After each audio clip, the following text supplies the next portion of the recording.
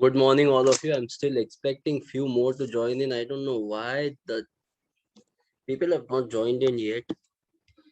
I'm going to start new unit. That's why I was waiting. I thought, let everyone come in, but I cannot wait more than this. You know, I'm doing good, but I'm doing good. Good morning to all of you. Thank you. Let's get going.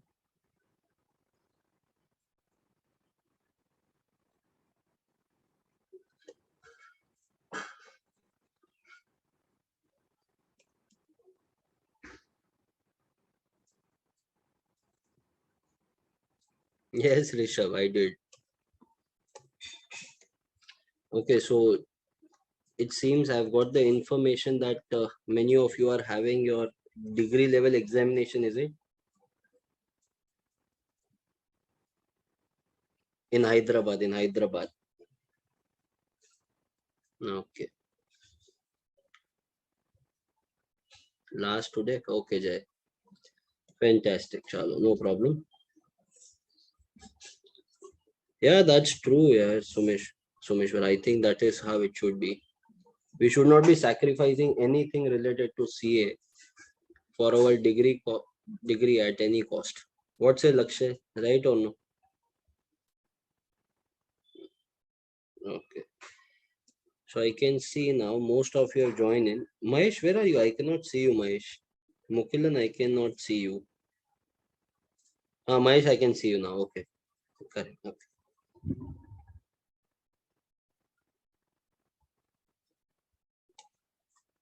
Mukilan is now visible. Afra is visible. OVI is, I can see.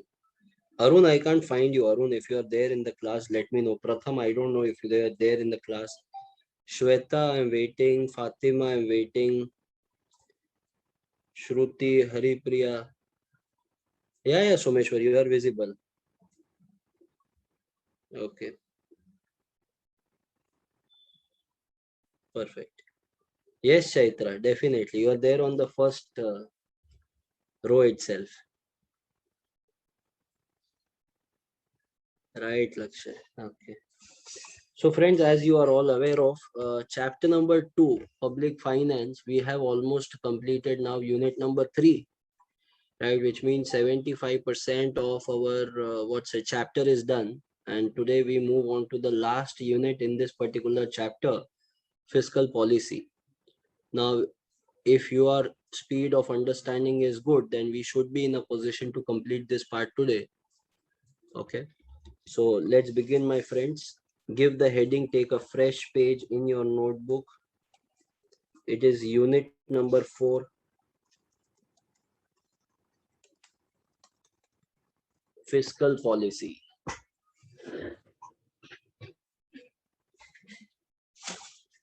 Unit number 4, fiscal policy.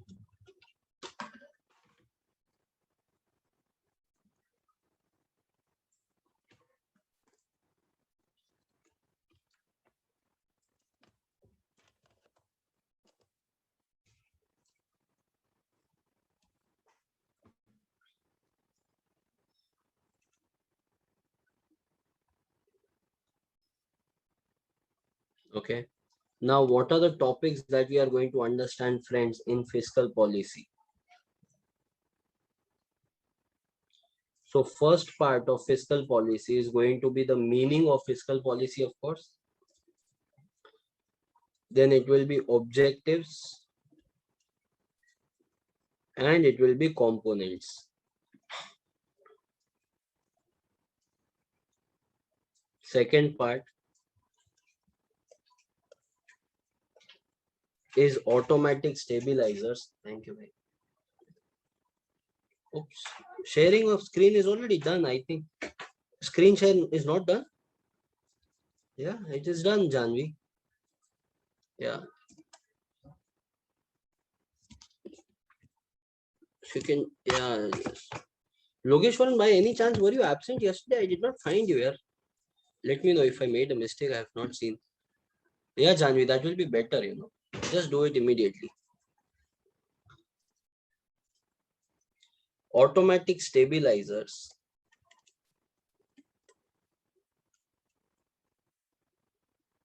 versus discretionary fiscal policy. Okay, Lokeshwar.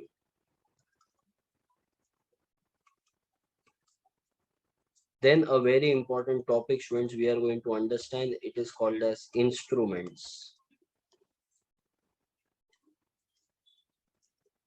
Then we shall be having types of fiscal policy.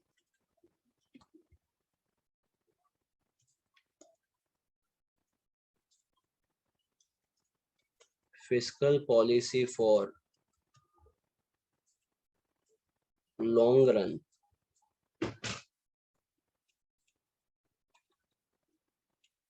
Economic growth.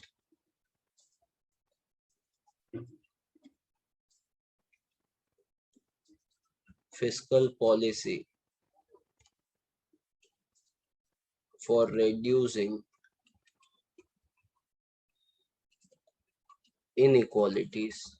And lastly, students, it will be limitations.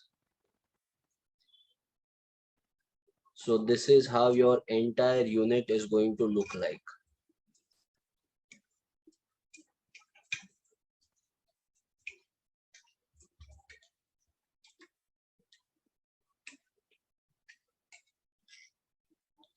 My handwriting is today showing definitely a diminishing margin utility.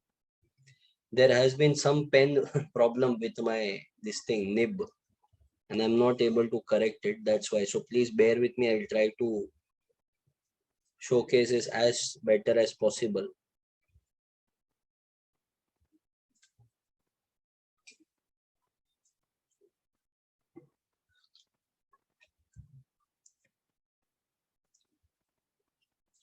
Okay, Jai.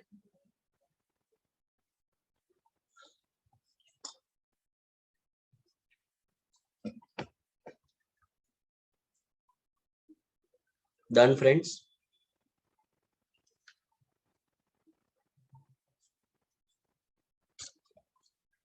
So first of all, we are going to understand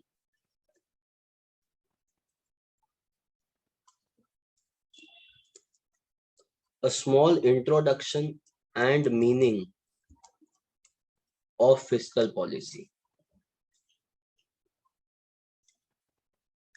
Now, what do we mean by fiscal policy? It is a policy which is made by whom? Yes, Mahesh, you are right. It is government. Correct, Shri. Now, when I say government, see, government is an institution, not a person. So don't you think there has to be a person who is responsible? Yes. So the person responsible is our finance minister. That's right. So in government, we have finance minister who is responsible to make this policy in our country. And her name is Nirmala Sitharaman Madam.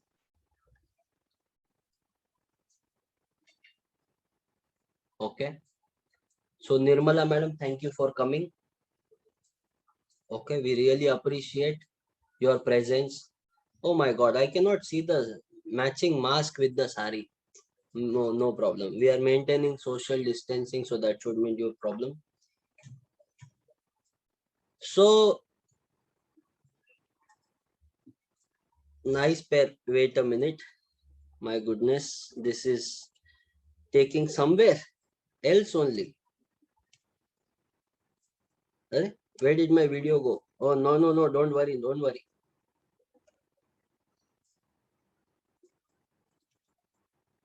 So I'm back at my home. Right. So, Nirmala Sitharaman Madam is the one who has been working hard on this policy, which we call it as fiscal policy. So it is basically using the fiscal policy instruments in order to stabilize our economy. Now, when I say stabilize our economy, what does that mean? As I've already told you, students, enough number of times, there is only one thing which is stable in Indian economy. and that is instability. Right? Only one thing is certain, and that is uncertainty. Only one thing which is predictable, that will be unpredictability. And only one thing is constant, that is change. So you never know how the economy is going to respond actually. So government or finance minister has to be ready in order to activate all its instruments in order to derive the desired result so that we achieve our economic goals and objectives. And if you are not able to do that, if you fall short, then what will happen? The economy will be facing crisis, which can result into recession or even depression. Do you agree to this statement? Yes or no? So my friends, I want to know some small data. Maybe I think you already know this. That's why I'm asking you. According to you, friends, when does the finance minister present this policy in front of the entire nation? Yes, it is in the budget. It is in the first working day of February. Correct? Yeah, 1st February. So generally it is 1st February, but just in case if it happens to be Sunday, then it will be the second one. And you are already aware of it is applicable from 1st of April to 31st of March. Now you are already chartered accountant, so you know all these things there. It comprises basically, the fiscal policy comprises basically of budget and deficit financing. Do you understand what is budget? Budget is nothing but the receipts and expenditure of the government which government is expecting. But just in case if there is a deficit budget, do you understand what is deficit budget? Yeah, okay, fantastic. So our expenditure is greater than our receipts. Correct. So whenever our expenditure is greater than what we are earning, at that time we will need money from outside. So the money that we have to collect from outside will be nothing but deficit financing. Okay. So we'll just write down all these things that we have just discussed here. Today Tamil Nadu budget. Oh yeah. Wow. Yes, Lakshay. So let's talk about this, my friends, now.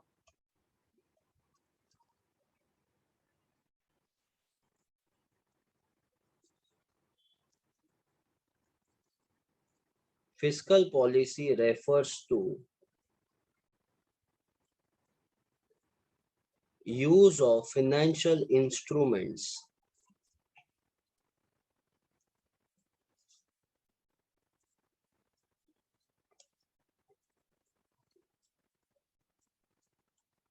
in an economy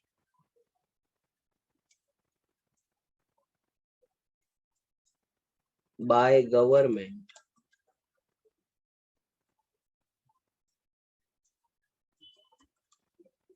to achieve its economic goals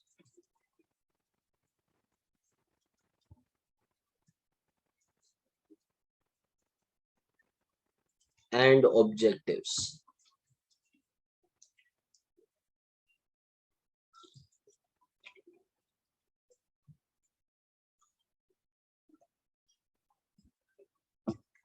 Don't worry, Neeraj. Soon you will be out of this dilemma of government looting people. Once I become the minister, either I kill that entire system or the system kills me. That time will decide, but we'll surely work about that. Yes. Thank you, Jay. I'm very sure about your all votes.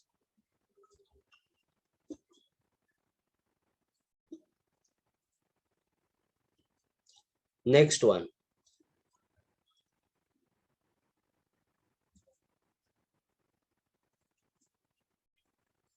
Fiscal policy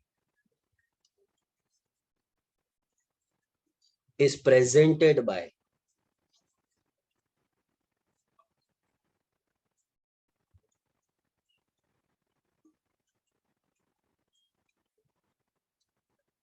is presented by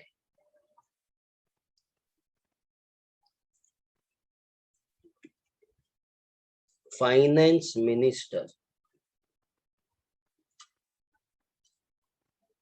on first working day of February.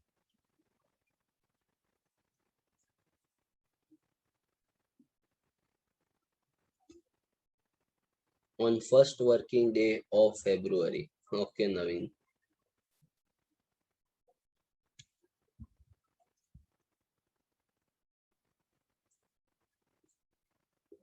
So this is quite simple. Someshwar, actually, no, I will never become finance minister. Let me tell you the reason also. Because I think there are much more talented people than me. I think they can handle this position nicely. I like to go into education maybe.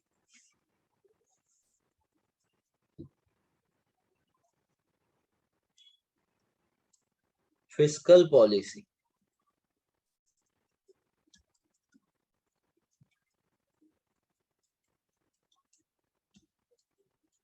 is applicable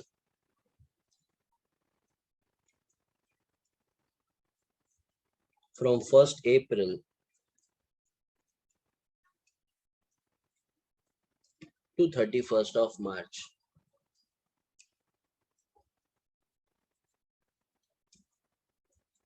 Fiscal policy comprises of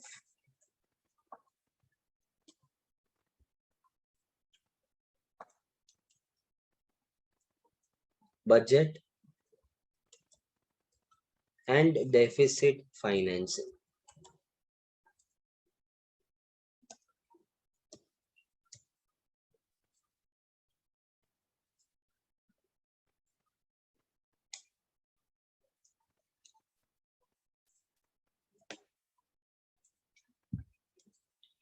Danesh, then I would have definitely conducted. Danesh is asking if you would have been the education minister, what was your take on the board exams? I had two opinions. Either delete the entire academic year for all the students across the country. Let's consider everyone is 1 year younger.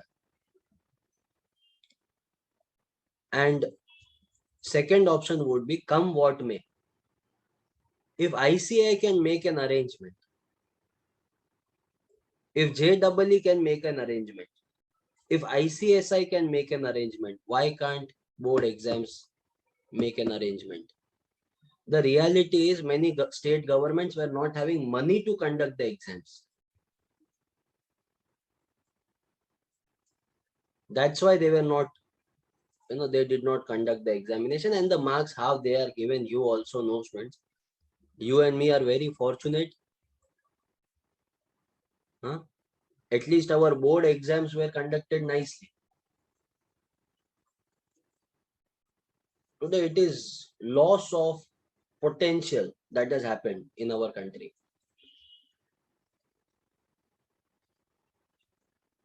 Yeah, Ankita, divide the entire group into three parts. Right now we are having one bench, one student for examination, right? We should have had one bench, one student, then two benches empty, then the third bench will be occupied, and so on. At least they would have not got addicted to games like PUBG. The kids. Anyway, so today I'm not in a position to comment on this because I'm not in the position.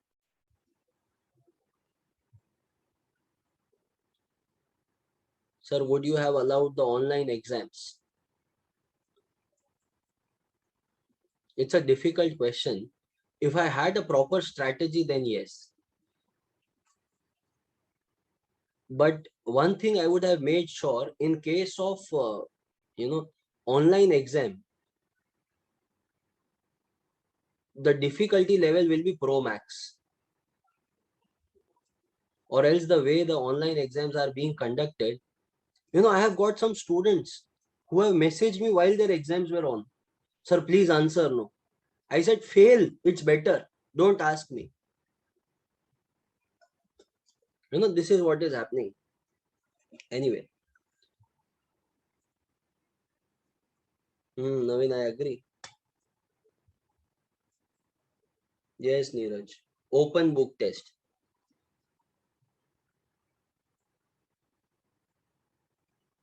Yeah, Janvi, there will be network problem in many online cases, so there should be offline. Right? So anyway, so that is my opinion on that. However, the government might not agree and will have their opinion also for not prioritizing education.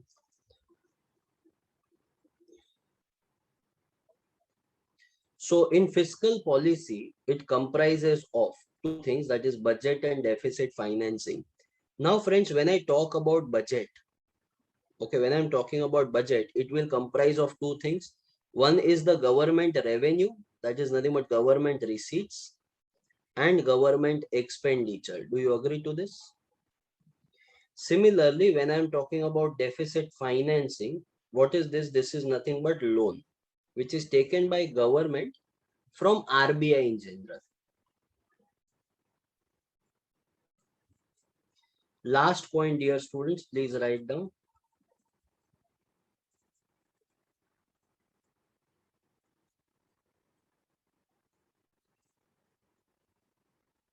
Fiscal policy in India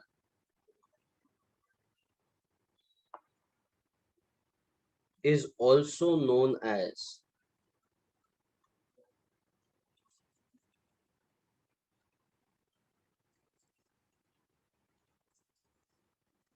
annual financial statement.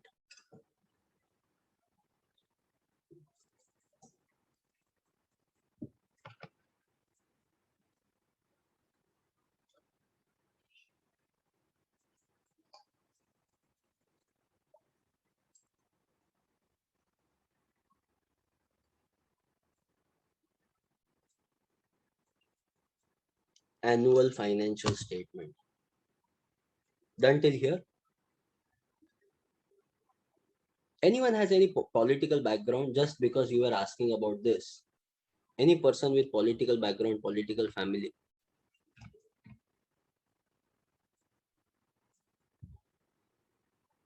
No? Why I'm asking, I was actually, I become very surprised. Mahesh Modi, no, his surname is Modi. He is not related to Narendra Modi. Don't worry. I know Mahesh very nicely.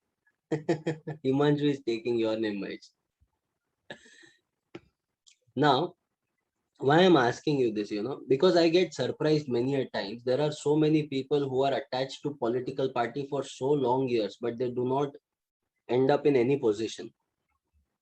Whereas on the flip side, there are some movie stars, there are some cricketers who without any qualification directly get the MLA and MP seat.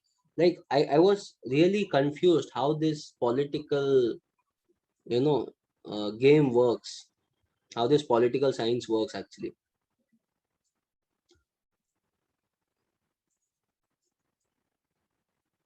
Sachin Tendulkar has got, Hema Malini is there, Jaya Bachchan is there. They have become Rajya Sabha, Lok Sabha members. Gautam Gambhir is there. See, I'm not commenting on the work they are doing. I'm not against that way, right? It's okay, like it's their choice if they want to become, but I want to know the path so it becomes easier for students like you who, if they want to choose, they can directly enter into that. Manoj Tiwari, oh my goodness, don't even take his name.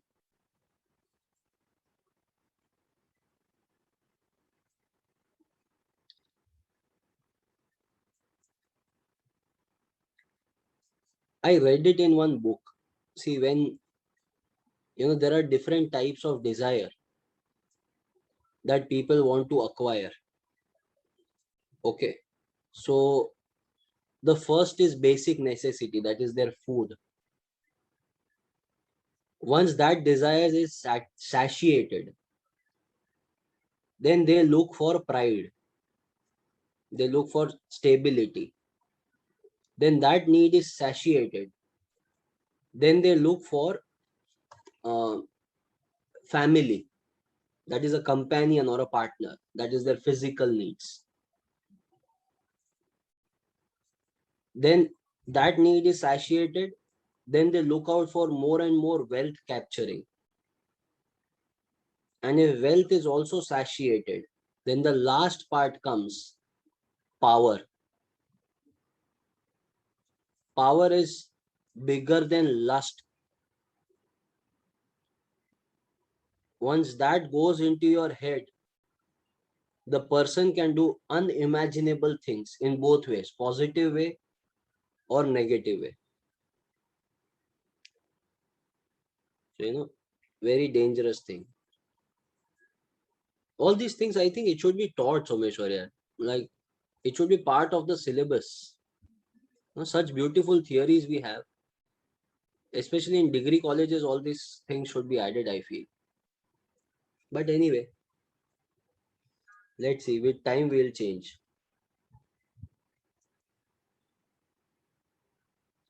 They teach us history, correct? They should be teaching us research and development.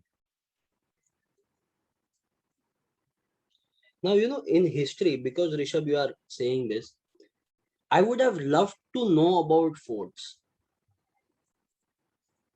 right? I would have loved to know about the ancient civilization, provided you should have taken me there.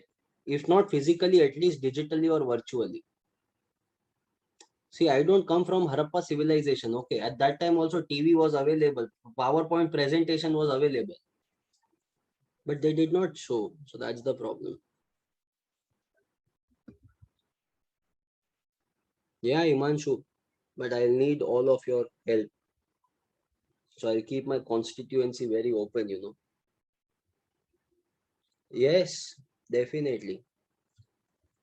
So next part that we are going, Acha, this completes our, by the way, meaning. Okay, if they come up with this question, write a note on fiscal policy. So these are the points that you are going to write. Okay, I agree, Danish.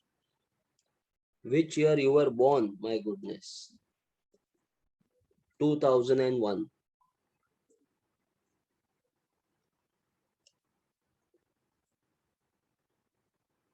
Yes, Rishabh.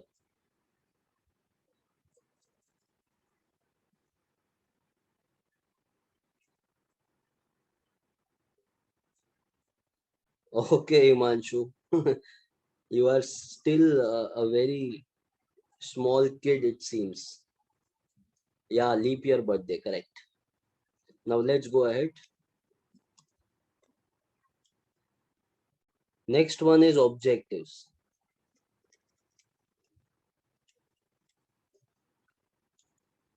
Don't ask this question to any lady professor, okay?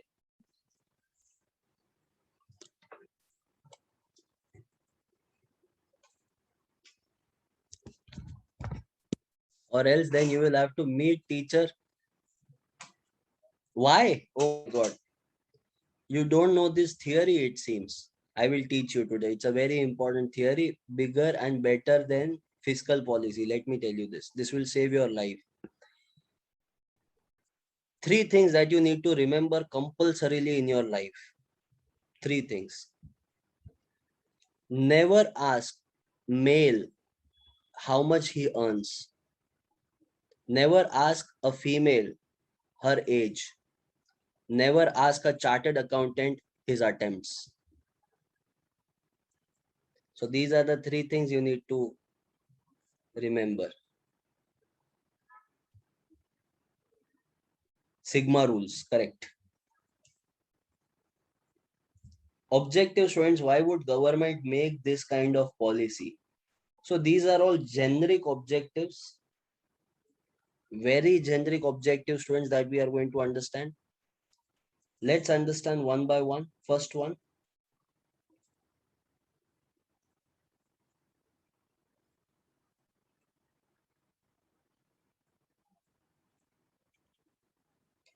economic growth and development.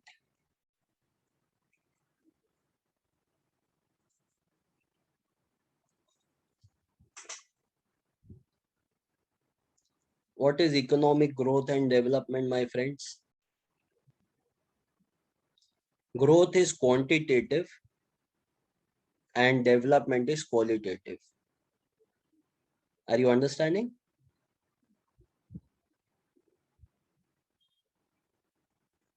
Next, price stability. In bracket, you can write down control inflation.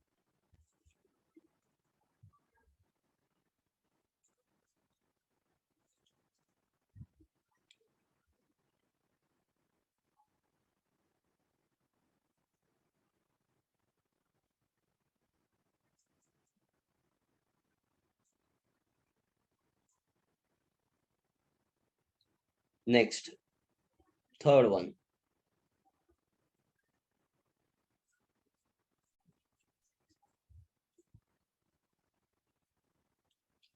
Reducing inequalities. Hare Jai, you said the same thing. Reducing inequalities. That is nothing but equitable distribution of income, wealth, opportunities, etc.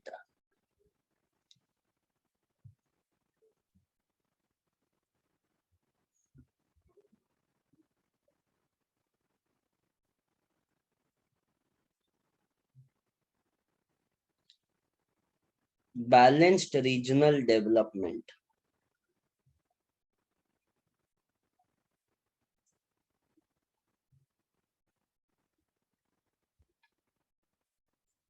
Balanced regional development. Now, students, we all are from different regions, correct?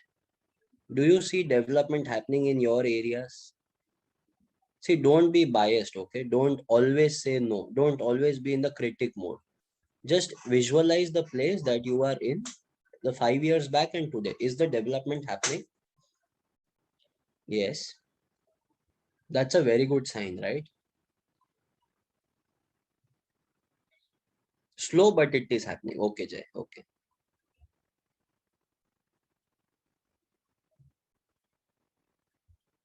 Hmm, very good. So I've got your messages, and I think all of you have said yes. That means we are in a right position. See, of course, we can criticize government in some part where they have gone wrong, but everything that they do is not wrong. So when they are doing a good work, we should also appreciate them. This is good that you are doing, right? Of course, there are some roads which are not that great, but we are working on highways. We are working on metro projects. There are many cities who are now seeing metro projects. Is that right? Yeah. I've been to Hyderabad, and Hyderabad. I think metro is there. Yeah, yeah, yeah. Of course, it is there. Wonderful, and the bus services are also very good in Hyderabad. Okay, sometimes they are crowded, right? Yeah, we are becoming more digital, Lakshay. That's also right.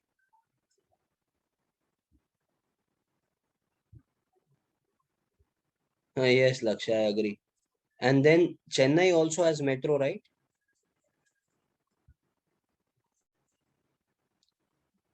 Coimbatore is a very beautiful place,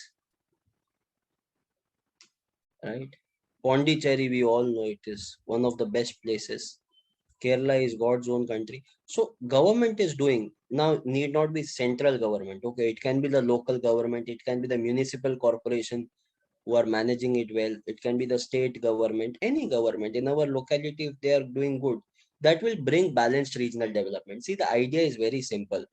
If the local corporators work with complete honesty and integrity, automatically the country will develop. Prime Minister need not do anything. Do you agree to this or no? Right? Pondicherry doesn't have metro. I think it doesn't need metro. Someshwar, right? Even Mumbai doesn't have entire metro. It is having only one line. Okay, so leave other places. Mumbai being the richest city in the country, still not having proper metro connectivity. We have here local trains. Whenever you travel through local trains, you get free massage. Okay, because people are jam packed. Okay, from 15th it is starting, Jay. It's been more than 2 years now. It seems I have not seen local train. or any train for that matter. Yes, Kushi, that's correct. Right? So balanced regional development. See, whatever points we are understanding, no, try to have its practical implication actually. Think about it, whether this is actually happening, whatever we are discussing, or it is just, something in the air. What you are doing, government. Balanced regional development. Where is development? We are not developing. Where is inequality reducing? It is not reducing. Right? So, next one. Point number 4. This is very dangerous point. Okay. Full employment. Now, you also know full employment is a myth. Correct. It is not possible practically because there will be some people who would say, I don't want to work. Why should I work? So if we target for full employment, then we will reach out for maximum level of employment. That is why it has been kept in the objectives. Sounds good? These points, all okay? Right? So these are all 5 simple objectives. These are the 5 points that you need to remember. Don't fill extra details here. Keep it simple, keep it real. These 5 points cover everything. Okay? So that completes our objectives, my dear friends. Next point, friends, we are going to understand components. Components of what? Components of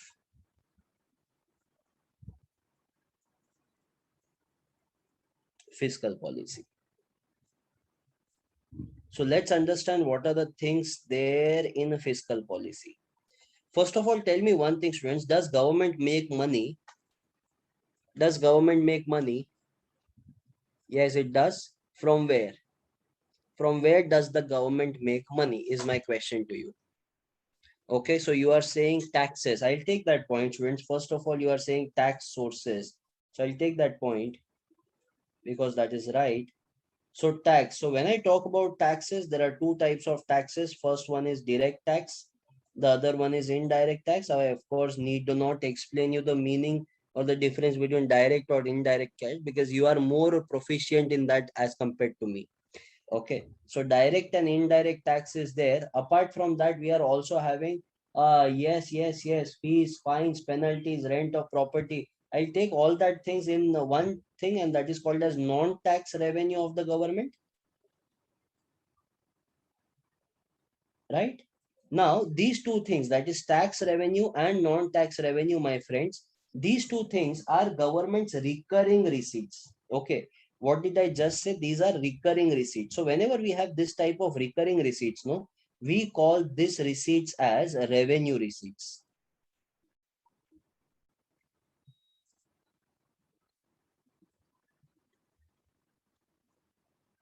Okay. Similarly, we have some capital receipts also. Now, what do you mean by capital receipts, sir? So in case of capital receipts, we will be having amount which is generated through disinvestment. Then we shall be having recovery of loan.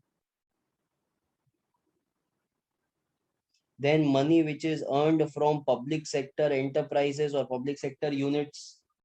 So all these money which is generated, it will be called as capital receipts. So the large receipts of the government are capital receipts. The small ones and the recurring ones will be termed as revenue receipt. Now, does government only make money or also it spends money? It also spends money, right? So there are 2 types of expenditure also. So again, government will doing some recurring expenditure and some large capital and non-recurring expenditure, right? So similarly, friends, we have 2 types of expenditure also. You can write it down, please. What are the 2 types of expenditure?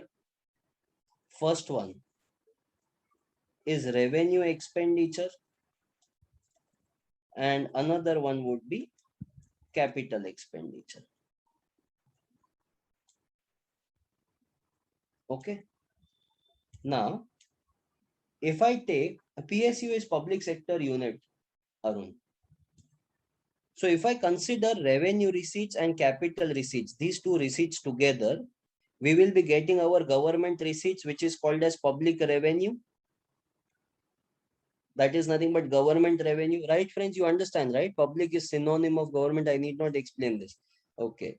And revenue expenditure, capital expenditure taken together, we will be getting our public expenditure.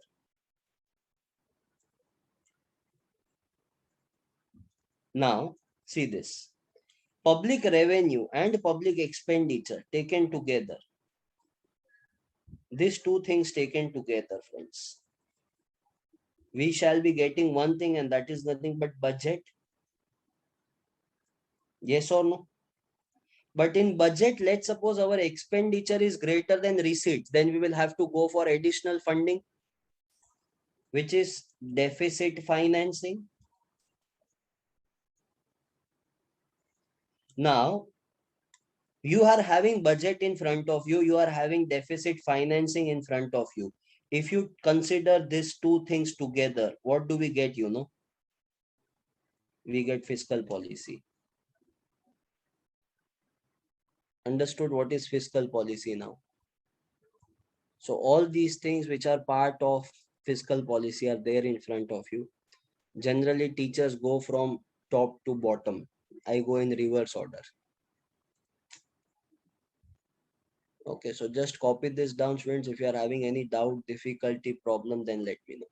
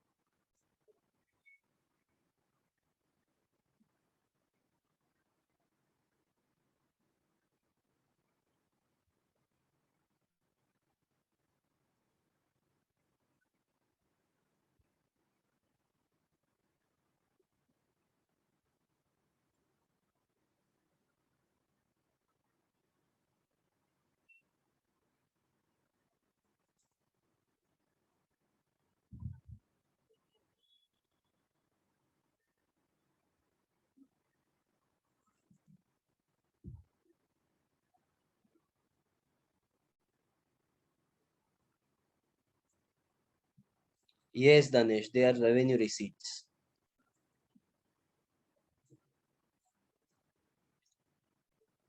Someshwar, whatever is the profit will be realized once in a year from PSU. Let's suppose Hindustan Petroleum, ONGC. So it is realized the net profit once in a year, and it is a large receipts. So once and large matches the criteria.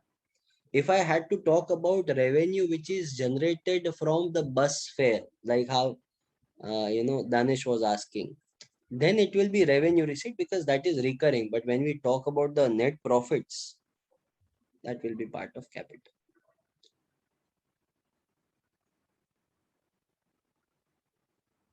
Done with this part? Have you copied this entirely? So let's go ahead, friends. Now, just look at this particular table which is there in front of you and listen to me carefully. See, for you and me as the citizen of the country, these are all various measures which government imposes on us. However, friends, let me tell you one thing. I must have told you this earlier also, and I repeat this for n number of times, because I don't want you to forget this. We think we are doing anything. It is all government that makes this happen. Government has the power, government or RBI has the power to influence your mindset. When will you take more loans? When will you take more loans? When the interest rate are low, yes or no? When the stamp duty registration cost is very low, at that time you will think about investing in a property. You think you are buying the property. Government wants you to buy more property because government wants to boost the investment in the country.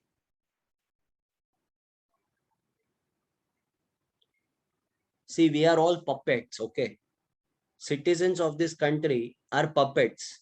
And there are two hands who are controlling these puppets. One is government, the other one is RBI. Always, always, always keep this in your brain. Very few people understand this. Even the teachers and the minister, very few people understand this. Because we are so engrossed in the small, small activities of life, we do not understand the larger picture.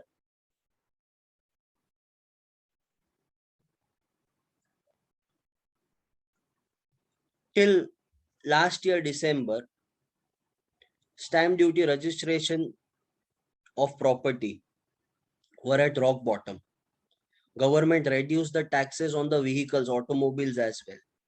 Why? Suddenly government became so kind? No. Vehicles will become expensive. Transfer charges were reduced. So transfers will happen more and more. Property will be purchased more. And as soon as the economy started gathering courage and they started investing, they increased the property taxes. They increased the automobile vehicle taxes. Students, today someone else is doing it. Tomorrow you have to do it, my friends.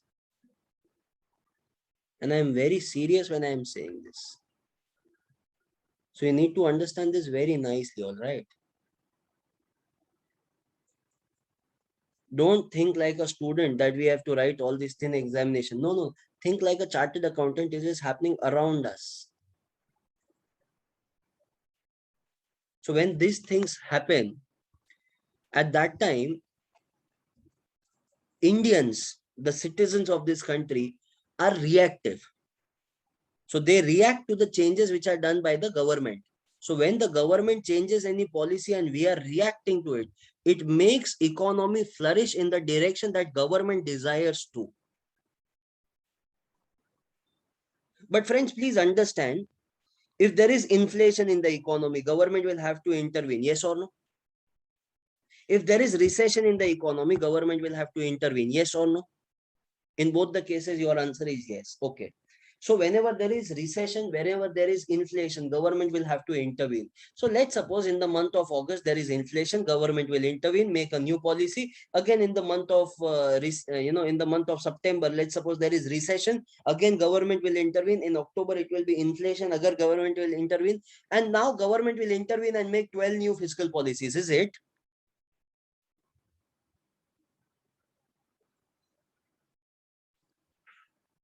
But if there is inflation today, and if government intervenes in the month of February, don't you think it will be too late then?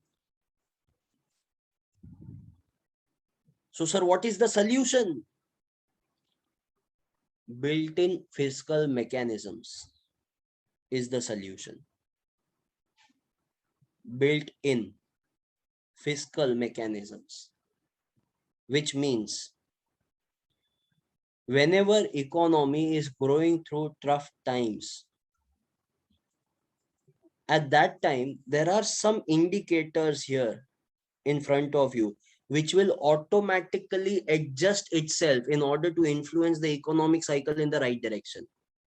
Understand my words carefully. Some points will adjust automatically itself so that it can influence the economy in the direction that government wants it to go. This will be called as automatic stabilizers. But if that fails, the built-in fiscal mechanism fails, then what? Then government will have no other choice but to intervene in the market and repair it. It is called as discretionary fiscal policy. I will help you with example. Don't worry about it. But first understand the concept, understand the phenomena that if economy is going wrong, there will be some mechanism, some tools which will change itself and take it in the right direction, automatic stabilizers. However, in some cases, automatic things will not work.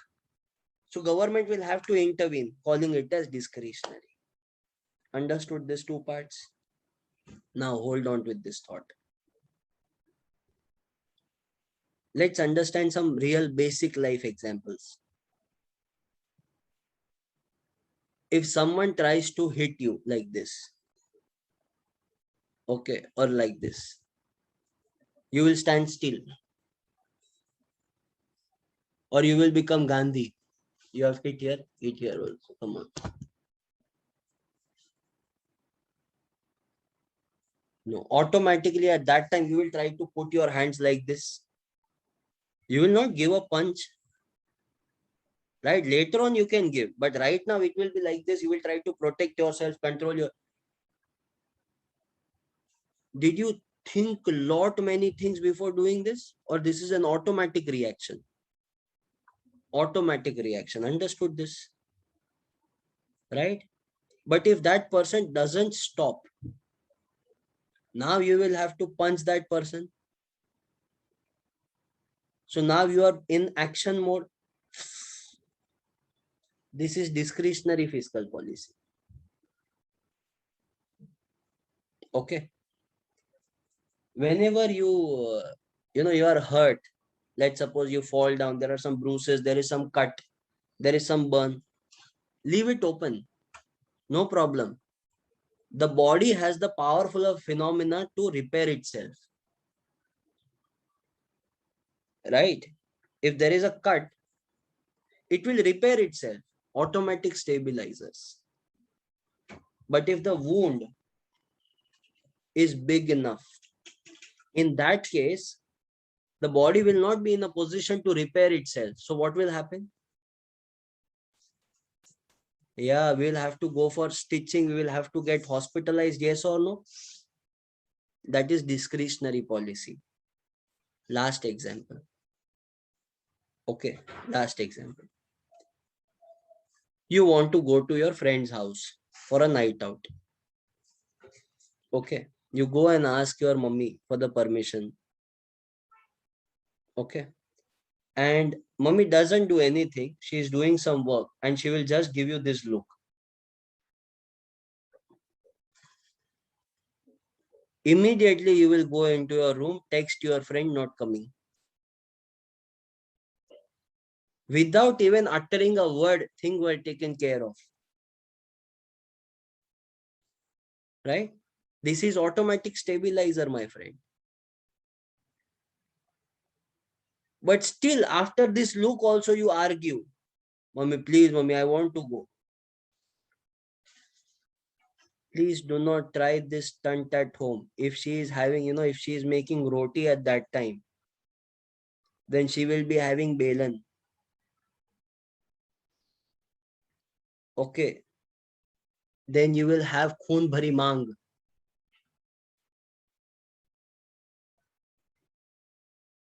Okay, so don't dare that. And the most dangerous one, if she is cutting vegetables, she will be having knife. We don't want your episode to be telecasted on Crime Patrol.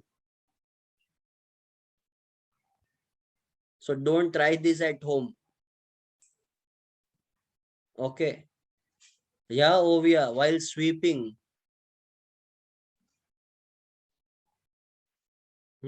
there will be jhadu. While mopping, you will be having bath. Right? So don't try all these things, beta. In mom's case, all this thing is very dangerous. Someone asked me, Rishabh is asking, what if we ask Papa then? See, beta, High Court has its own limitation. Ultimate decision is Supreme Court only. So Papa is only going to say one thing. Papa would say, even if I want to go for a night out, I ask your mom, what are you asking me? Yeah. Right. While watching TV remote. My goodness, amazing. But I swear now you should be thankful to the technology. Remote has come. Earlier there was no remote. It was only TV and you. Cut. Okay. So speaking with experience, lot of experience, my friend. Lot of experience in all this. Okay. So moral of the story. Now you understand the difference between automatic stabilizers and discretionary fiscal policy. Yes or no? Yeah. Man is, using lot of brain. Man is saying, sir, then I will ask my mom while she is counting money. So she will throw money. Beta, please let me tell you. When she is counting money, she is Lakshmi Mata. But if you ask that time, no, she will take out her Trishul and she will become Durga Mata. Okay, that will be even more dangerous because you have committed two crimes. One is by asking for a night out. Second, you have disturbed the counting, and if she forgets that, then you are gone.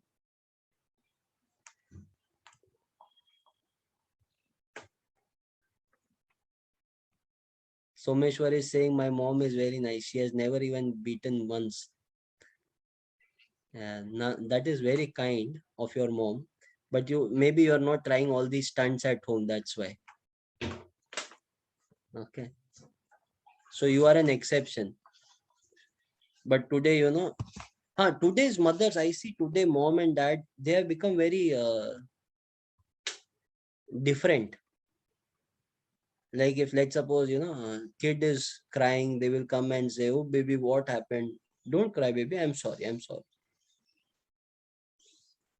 In my time, if my mom hits me once and if I start crying, she will hit me again to stop crying. Right? Correct. So, this was a completely different thing that we have experienced in our childhood, and things are turning different. However, I don't know what is right, what is wrong. How will you be as a parent? That's a very difficult question. I don't know, Mahesh. I've never imagined that. Right? And that's why I don't want, you know, to be a parent right now because I'm very scared. If a child is crying, I'll just hold it like, his or her leg and hold it like mutton.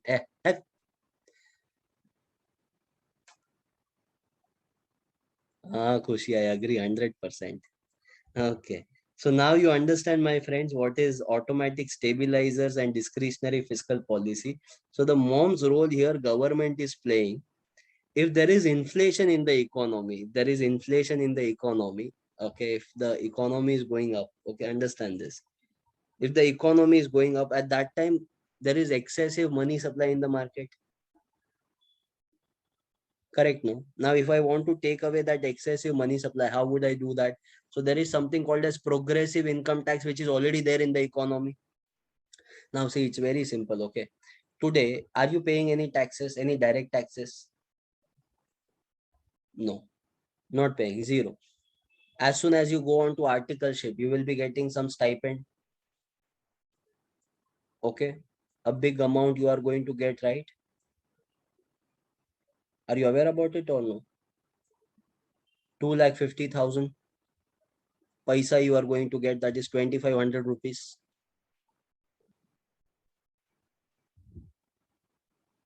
Okay. So when you are getting that stipend or articleship fee, 2,500, 3,000, and if you want to pay taxes, what will government say? Government will say, Garib, you keep it with yourself. But as soon as you become a chartered accountant and your salary is 15 lakh rupees per annum, at that time government will say, keep it with yourself. Government say, hey you, come here, come, come, give me chanda and then go. Okay, in fact, you will not even come to know, it will be automatically deducted before it reaches us. You call it as chanda, you call it as hafta, whatever you call it as, right? Vasuli. basically government is trying to do. And apart from that, now listen to this example very carefully. If your income becomes 24 lakhs per annum, will you be paying the same amount of tax that you were paying earlier? No, you will be paying higher taxes. Now, did government change the tax policy especially for you, or it was automated? Now you understood what is automatic stabilizer. When your income increases, because of that, money supply will automatically increase and it will increase the inflation. So government has built-in mechanism of progressive taxes, which will automatically take out that surplus amount from the economy so that you are left with less money and inflation can be controlled.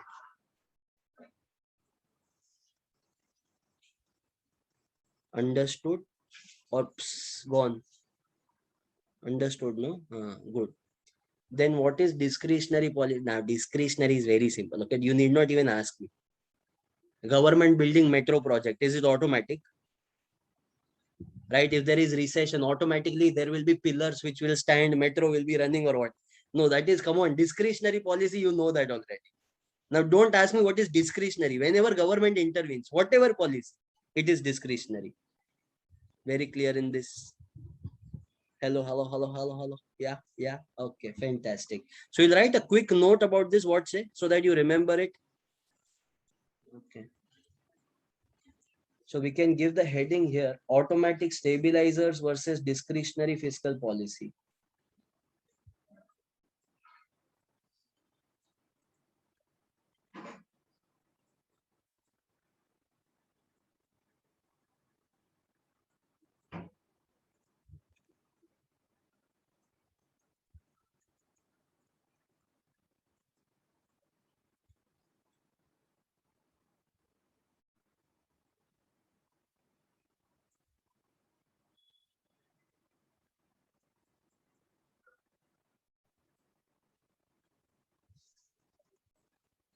These are built-in fiscal mechanisms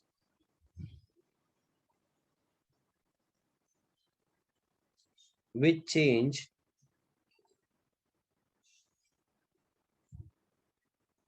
as per the changes in economic cycle.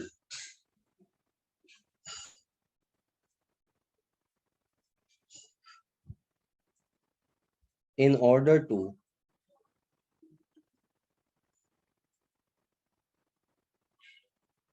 influence economic cycle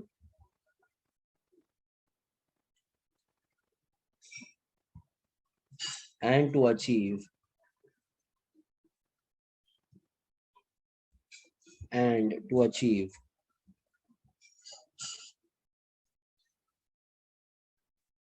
growth with stability.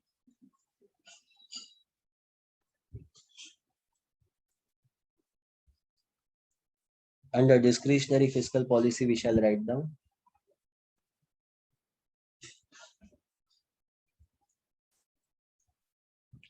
it is an intervention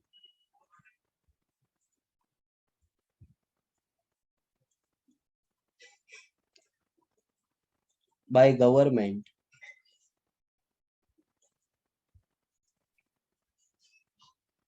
to influence economic cycle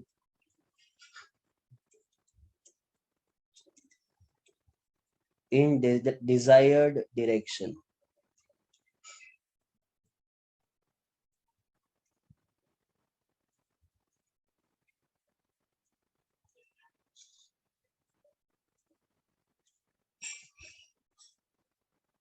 These are deliberate actions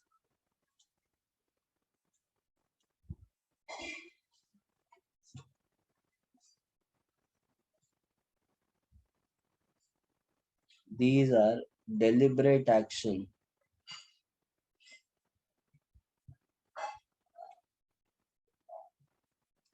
taken by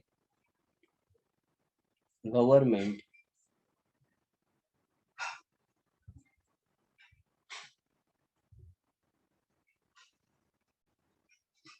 when automatic stabilizers fail in operations. Imanshu, because I have seen that, that's why. Now in automatic stabilizer as well as the discretionary fiscal policy, friends, I am going to write down the same example which I gave you. First one is the progressive direct tax that we took.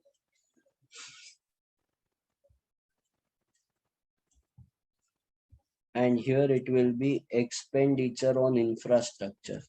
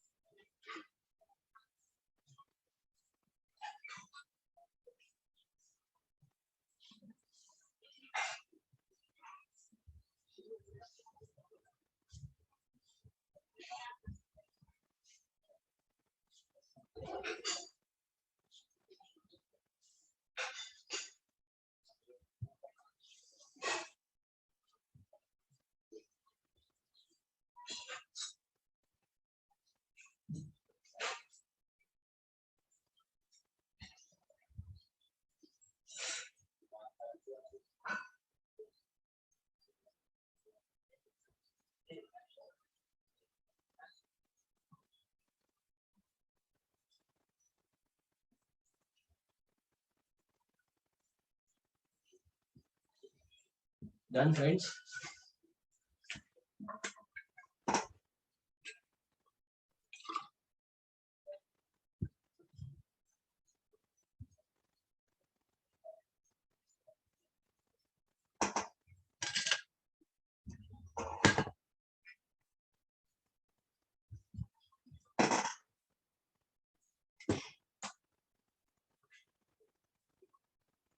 Danish, that's a very good question. Why there was a sudden surge when people were not buying the gold?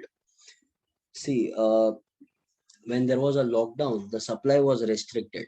Now, because of the restrictive supply, the prices increased. It was not the demand which was pulling the inflation or the rise in the price. It was the cost that was increasing at global markets. While government making expenditure, it will take consideration money flow in the economy. Yes, Manishwar, it will definitely take into consideration. Shall we go ahead, friends, to the next topic now? Automatic stabilizers and discretionary fiscal policy is done. Let's get going. The next one, please give the heading, very important topic, an amazing topic at the same time. It is instruments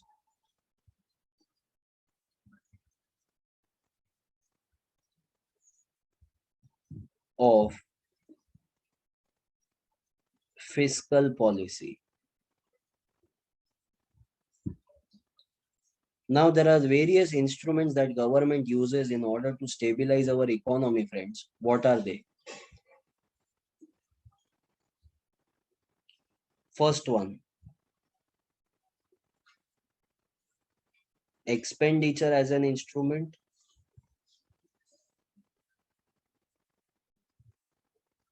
Second one,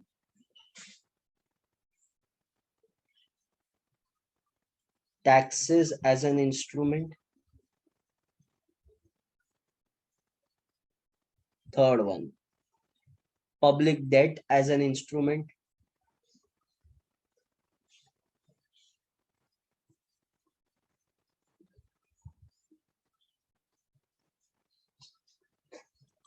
Fourth and last one,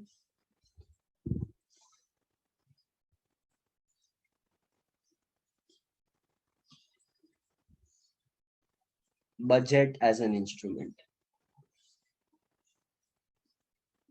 So these are the four things, friends. that government can use in order to stabilize our economy? Expenditure, taxes, debt, and budget. Now the question will come in your mind, how? That we need to understand one by one, all the 4 points.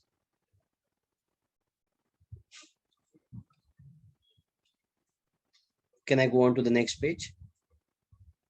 Okay. First,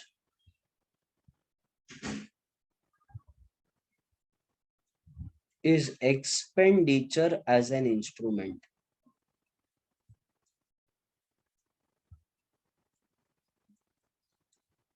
Now, how will government use expenditure as a tool in order to influence the economic cycle? That we need to understand. So when I am saying economic cycle, now I'm very sure you understand economic cycle. We have understood that in monetary policy in the previous chapter, right? So this is, let's suppose, our economic cycle. This is the downfall. This is the upswing. This is the downfall. Upswing is nothing but the recovery phase, and downfall is nothing but the recession phase. And I'm sure I must have told you, my friends, there are 4 phases: depression, recovery, prosperity, and recession. But prosperity and depression is something which you cannot intervene because they are turning points, right? So the intervention will be required either at the time of recession. See, recession time 100% intervention is required. But now, why intervention is required at the time of recovery? Because there is inflation in the economy. Okay, so whenever there is inflation, we are concerned about it and we want to bring it in control, the prices in control. So government will have no other option but to intervene in that. Right, Shri? Yeah. So how is government going to use expenditure at the time of recovery and at the time of recession? That's the question. Okay, so according to you, friends, if I want to control the money supply and reduce the inflation, should I be increasing the expenditure at the time of recovery or reduce, increase or decrease the expenditure? What is your take? You're saying reduce the expenditure, decrease the expenditure. Fantastic, guys. I'm not able to take your name. Sorry for that, because there are so many answers, right? Very good. And without any exception, students, you all have voted for a single thing, and that is never decrease the level of expenditure, which is absolutely correct. So see this. At the time of recovery, government will be asked to control the level of expenditure, because if there is less of expenditure in the market, the money supply will contract. If money supply is low, that means the purchasing power will also fall in the economy. If purchasing power is low, students, that means the aggregate demand in the country will also come down. Now, if aggregate demand is low, in order to attract customers, the sellers would reduce the price in the market, which will result into control of inflation. So moral of the story, if you want to control the level of inflation at the time of recovery, you should decrease the level of government expenditure.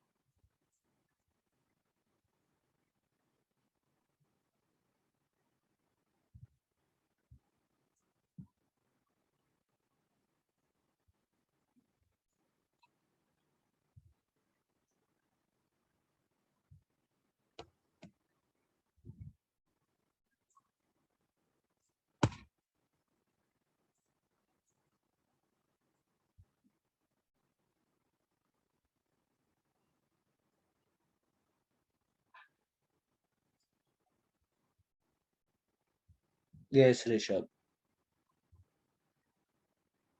Done with this part, friends. On the flip side, what will happen? See, here there is recession in the economy. So whenever there is recession in the economy, what will government do? Government will increase the level of expenditure, right?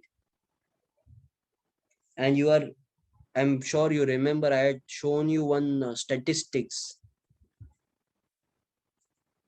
where last year our GDP contracted by 7.5%. That means there was a downfall, there was recession in Indian economy. So what did government do? Government planned for additional expenditure on education, on healthcare, on infrastructure, on railways, etc., etc. So now when government is spending so much of money on all these things, friends, what will happen, friends? At that time, expenditure is increasing. So people will be encouraged to buy more. Do you agree to this or no? People will be buying more at that time. So purchasing power will increase. So here, purchasing power will increase because government is increasing its expenditure. So purchasing power increases. Now, when the purchasing power increases, investors will be excited and they will invest more. They will be starting new ventures. They will be starting new businesses in the market. Yes or no? So new businesses coming in the market, new branches opening and new expansions taking place, because of which there will be high level of employment which will be generated in the country. When the employment gets generated, it will also increase the level of income. So if income, employment, purchasing power, investment, all these are increasing, don't you think we are attaining economic growth in the country? So in order to increase the level of economic growth, what will government do at the time of recession? Government will increase the level of expenditure.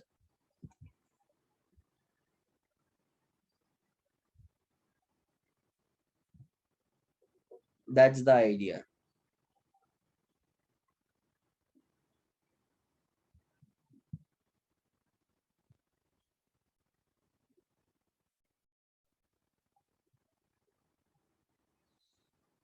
Let me know any doubts, friends, here.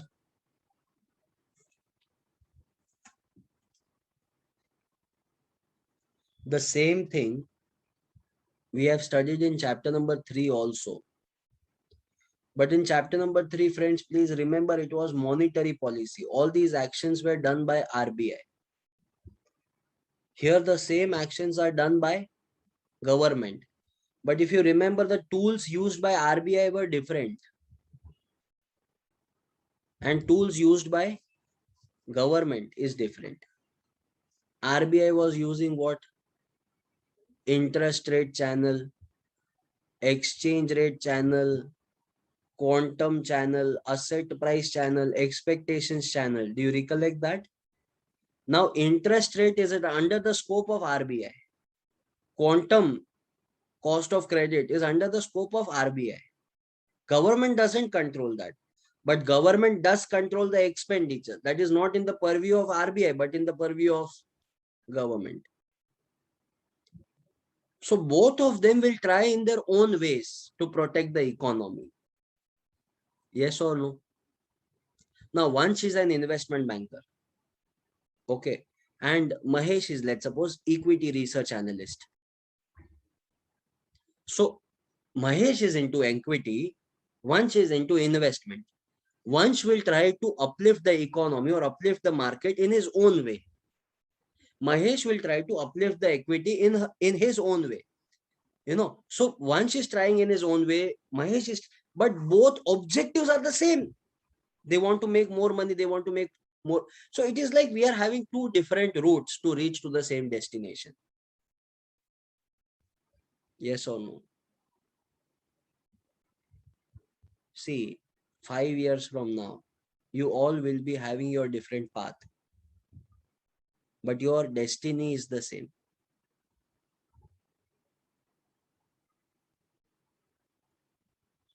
right? As I told you, Vansh will become an investment banker. Mahesh will become equity research analyst. Someshwar will enter into, let's say, mergers and acquisitions. Sri will be starting his own practicing firm, let's say, right? Kushi will be working as, let's suppose, transition manager, bringing more and more investments from abroad to India. Asha might be having her own startup based on some idea. But all your goals are one thing, that is to uplift your life, uplift the country, make this country a developed nation. See, remember, I feel so proud, when I look at JK Shah classes operations. Many a time students complain, sir, Sunday also lecture, sir, 8 hours lecture. Now, once you become habituated to this schedule, you will never complain in your articleship. You will never complain in your office that I have to sit for 9 hours. At that time, if you have to sit for even 12 hours, no, your colleagues will be complaining. You would say, this is nothing. Try joining my classes. They used to make me sit 9 hours. Right? Even if your boss is asking you to work on weekends, you would be like, no problem. I am habituated to that. We are used to it.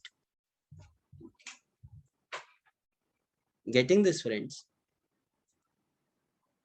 Weekend, holidays, 8 hours duty.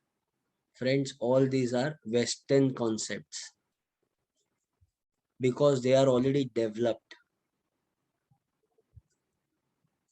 We don't have that luxury. We are not a developed economy. We are a developing economy. At this juncture, we have to work harder than the underdeveloped and terrific as compared to developed. Only then we will be able to beat them. Leave beating them. We will be able to match them. It's a proud moment for India. We have become the 5th largest economy as far as financial transactions are concerned. 5th largest economy in the world. We intend to become 3rd in few years. Sir, is it possible? Definitely. Before Britishers invaded India, India was contributing more than 50% of the world GDP. What are you talking about? Possibility. It is practical. We have done that in the past. With minimal technology, if our ancestors can do that, with so much of technology and so much of knowledge, why can't we? So this is how we have to divert all our resources. And this is exactly what government is trying to do when they are influencing you.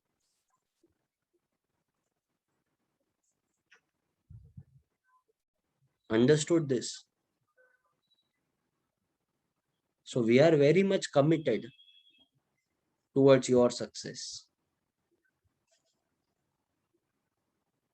right?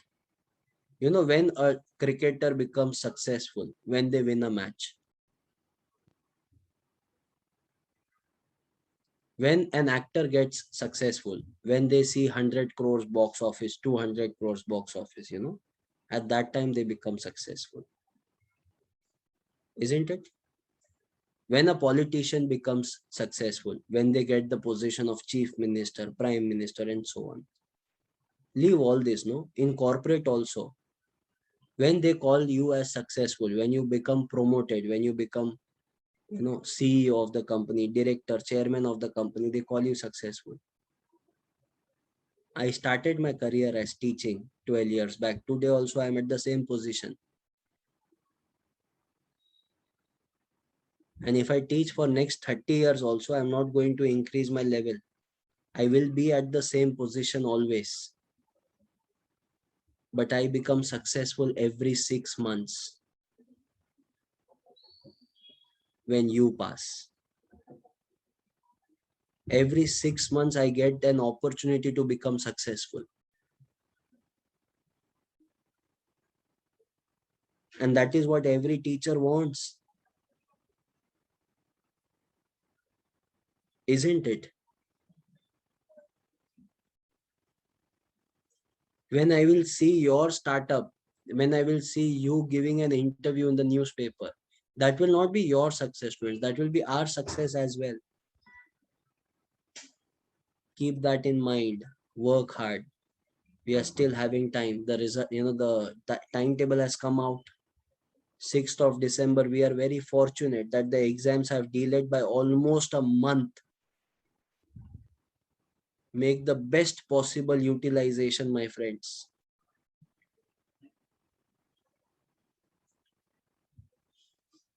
And work harder. If not for you, then for our success at least. Okay. So 100% commitment, right? Yeah. Let's take it ahead. Next one. When we are talking about expenditure, see now, do you understand what is GDP? You know the formula of GDP, isn't it? It is nothing but C plus I plus G plus X minus M. Chapter number 1, correct, Nikhil? Now, friends, when I talk about GDP, look at the G part, government expenditure. Isn't it the same thing that we are discussing here, government expenditure? But, friends, tell me one thing. When we are saying government will increase the expenditure, government will decrease the expenditure, what does that mean? Government will buy, or the politicians will buy bungalow now for themselves. Politician will buy luxurious cars for themselves. They will go on foreign trip. That is government expenditure. That is what we are talking about. No. Basically, when I say government expenditure will increase, so government is trying to influence either consumption expenditure or they are trying to influence investment expenditure. Do you agree to this? They are either trying to influence the consumers to either buy more or buy less, or they are influencing the investors to invest more or invest less. So whenever government through its expenditure influences the consumption expenditure, it will be called as pump priming. What's the name? Pump priming. Last year, students, when government injected 1.5 lakh crore rupees into the economy to give it to the poor so that they can buy things for themselves, 1,500 rupees in every account was deposited. Why it was done, so that consumption expenditure at individual level increases. This was called as pump priming. But if government doesn't want consumers to increase their expenditure, but government wants to increase the level of investment in the market, when government starts investing into the market by leading new projects, that will be called as compensatory spending.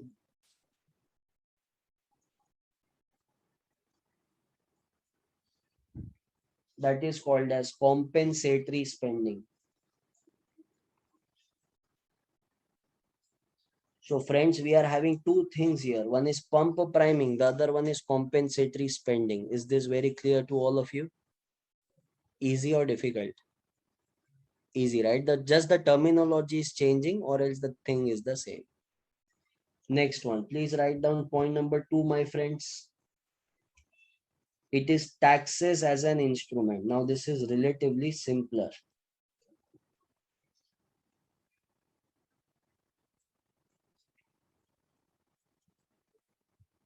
Taxes as an instrument.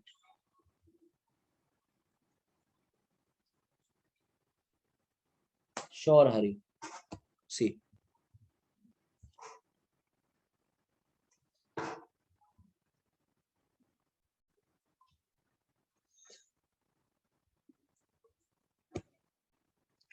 Now, when we are talking about taxes as an instrument, government will try to influence the level of taxes either at the time of recovery or at the time of recession. The question is how.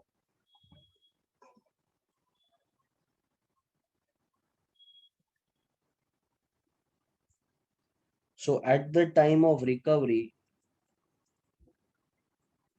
What will government try to do with the level of taxes? Very good, Karina. That's right. My goodness. You all know the answer already. Fantastic. So here government will increase the level of taxes. And why would government do so? So that they want to decrease the level of disposable income in the country. Disposable income is nothing but the income left after paying taxes. So if disposable income comes down, that means the purchasing power will reduce and ultimately it will also reduce the level of aggregate demand, and then rest is history. Price will be under control and inflation will also be under control.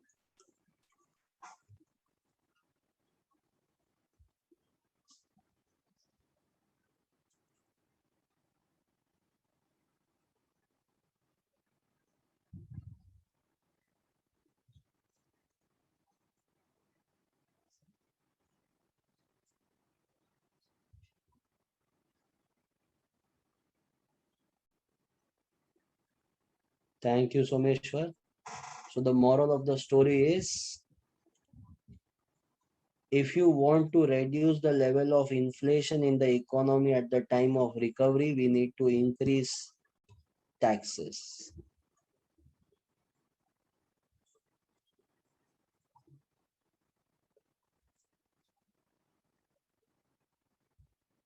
Done?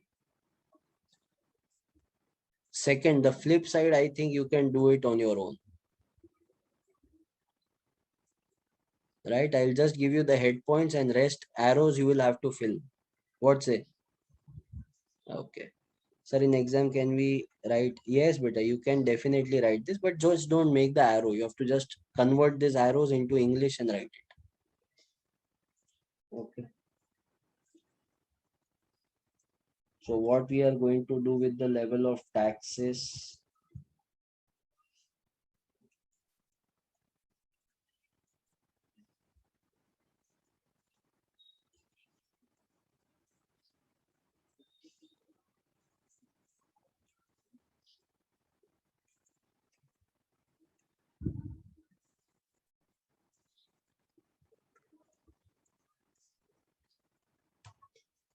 Please complete this.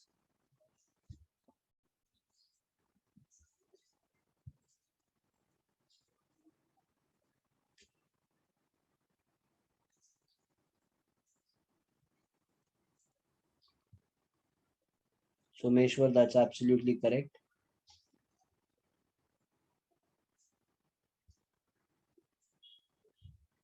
Yes, Sejal.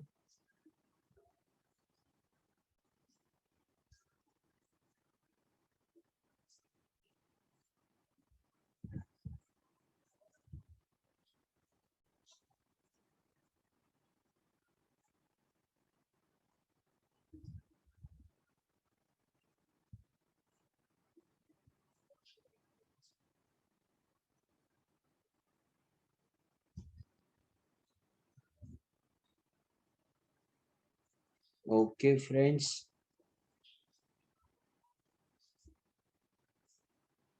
So as I can see your answers here, the taxes will decrease.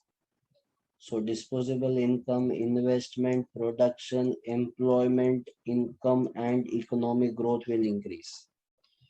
So moral of the story, if you want to increase the level of economic growth at the time of recession, please reduce the level of taxes. Okay. Any doubts, confusion here? Easy, isn't it? Next one.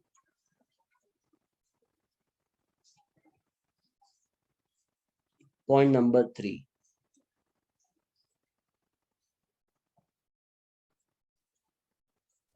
Public debt as an instrument.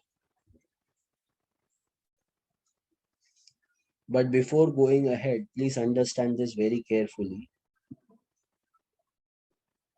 When I talk about public debt, it is government's debt.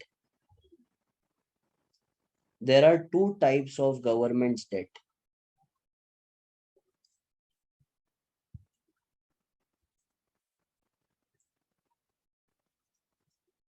internal debt and external debt. Internal debt is nothing but within the country. So whenever government is borrowing any amount from the country itself, it is called as internal debt. And whenever we bringing money from outside the country, let's suppose from WTO, World Bank, US, and so on, that will be called as external debt. However, whenever we are discussing this point, we will always think public debt as as internal debt. Why, sir? Why not external debt? Because external debt is very small in amount. Getting this?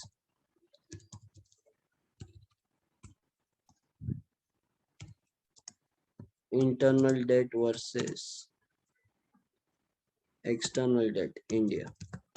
See this.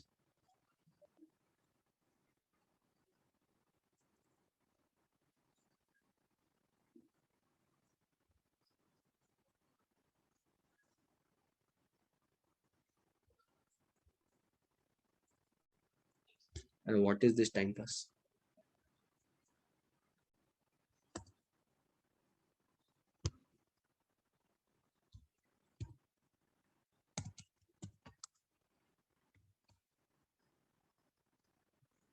Okay. Here we can see our, hopefully, the internal as well as the external debt. Yes. Now, as on March 31st, 2019, I think that data will be very much crucial for us.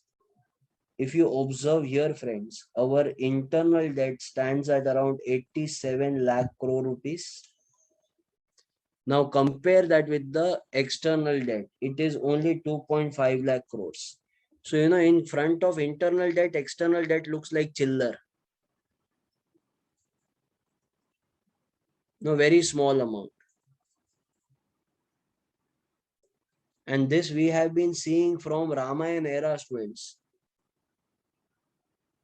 It is always the internal people who are exploited the most. Okay. Vibhishan was the one who destroyed the Ravan, not Lord Rama. So even that is taken as advantage by government also. They try to exploit only Indians, not outsiders. Yes, Jay, roughly around only 3% is external. So whenever we talk about debt, it is always internal debt. Okay.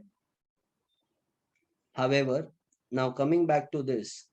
So internal debt is further classified into two parts. What are these two parts, friends? First one is small savings. Yes, Rahul. And second one, friends,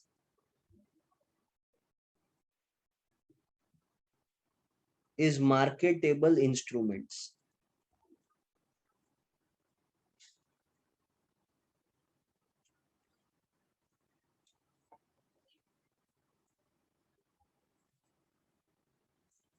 First one is small savings. In the bracket, if you want to write down the meaning of small savings, it is the amount from post offices. So the amount from post offices which is collected by government, it is part of small savings. And marketable savings or marketable securities will be bonds, treasury bills, etc.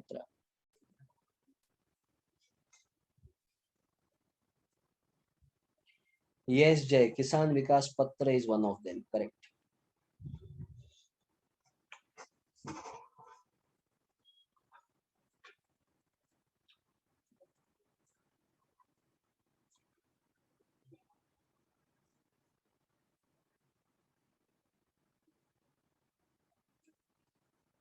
Okay. So now here again we are going to talk about this public debt, when government should be taking a higher level of debt and when government should take lesser debt. So let's say this is our recovery part of the economy. and this is where the recession is happening. So my friends, my question to you is very simple. What will government do in case of recovery with the public debt? Will government borrow more or borrow less from the country if they want to reduce the level of money supply in the economy? Amazing. Without an exception, friends, you all are saying we will borrow more.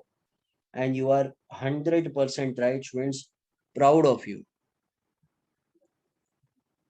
Why we will borrow more? See, it is very simple, because if government takes more money from the public, automatically public is left with lesser money in the market.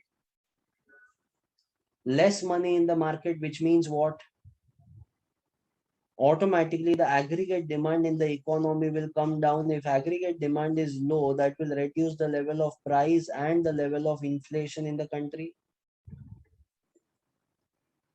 So here, if I want to reduce the level of inflation at the time of recovery, I will borrow more.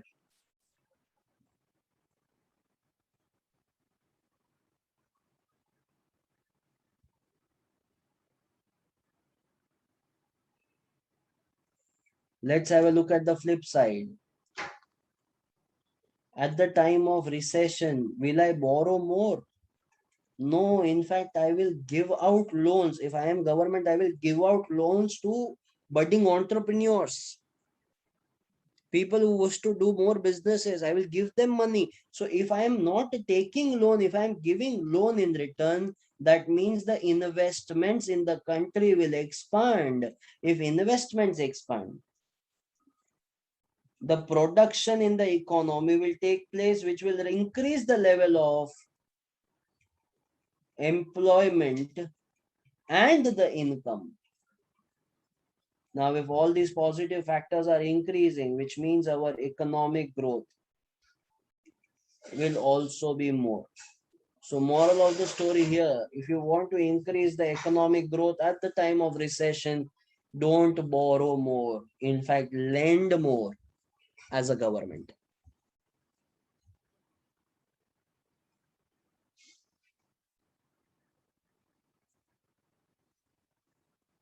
Sounds okay to all of you?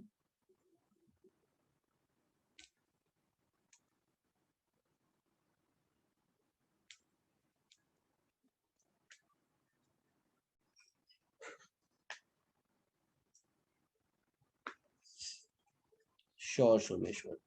You have to copy down this part, okay? This one also. If they are asking you in the examination public debt, students, it's mandatory to explain what is internal and external debt.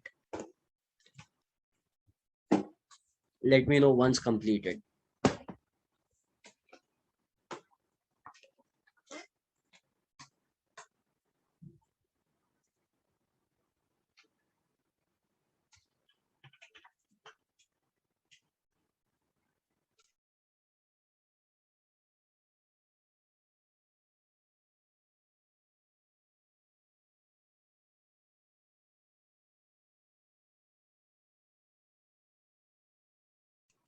Yes, Nikhil, you can give the example of small savings, no problem. See, and that is what government tries to do. Now, in the previous year, when the markets were really down, at that time, what did government do? Government was not accepting more and more small savings. In fact, government was encouraging more and more startups. They were giving loans, right? Skill development money they were giving. But if there is inflation, they will increase the level of interest rate on the post office deposits, which will attract more investment, reduce the money supply. So it works in that manner.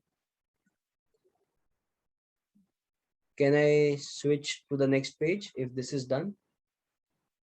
Everyone? Okay, perfect. Point number 4, the last instrument, students, that we have here, don't draw the economic cycle.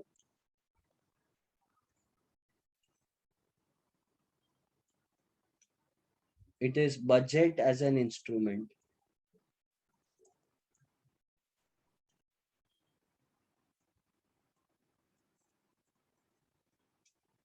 Budget as an instrument we are going to understand, friends, for here. For explaining budget as an instrument, we will not be drawing the economic cycle. Instead, we will be drawing one small table.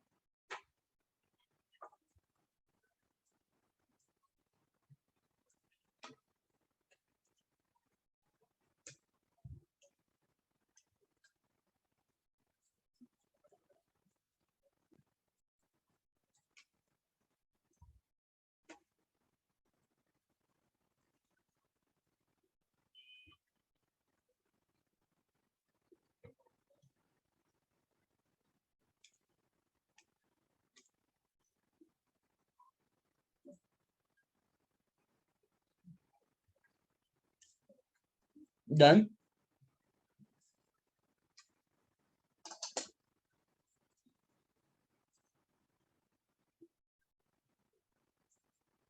Okay.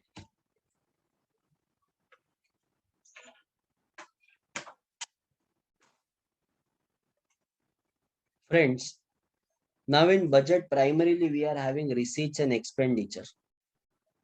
Okay. So now see, understand this. When we talk about relation, so it is relation between receipts and expenditure. First type of relationship.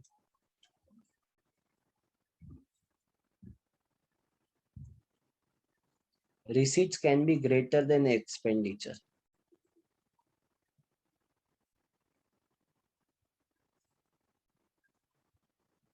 Receipts can be less than expenditure.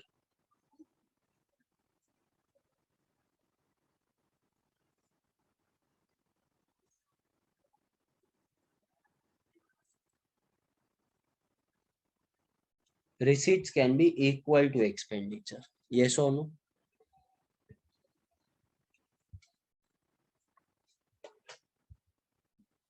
These are the three things, friends, that we have. Now, when we talk about receipts being greater than expenditure,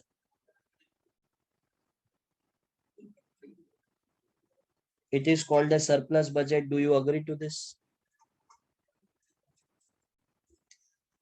Receipts are less than expenditure. It is called as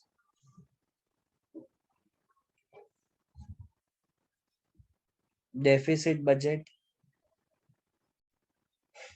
And last one, it is called as balanced budget.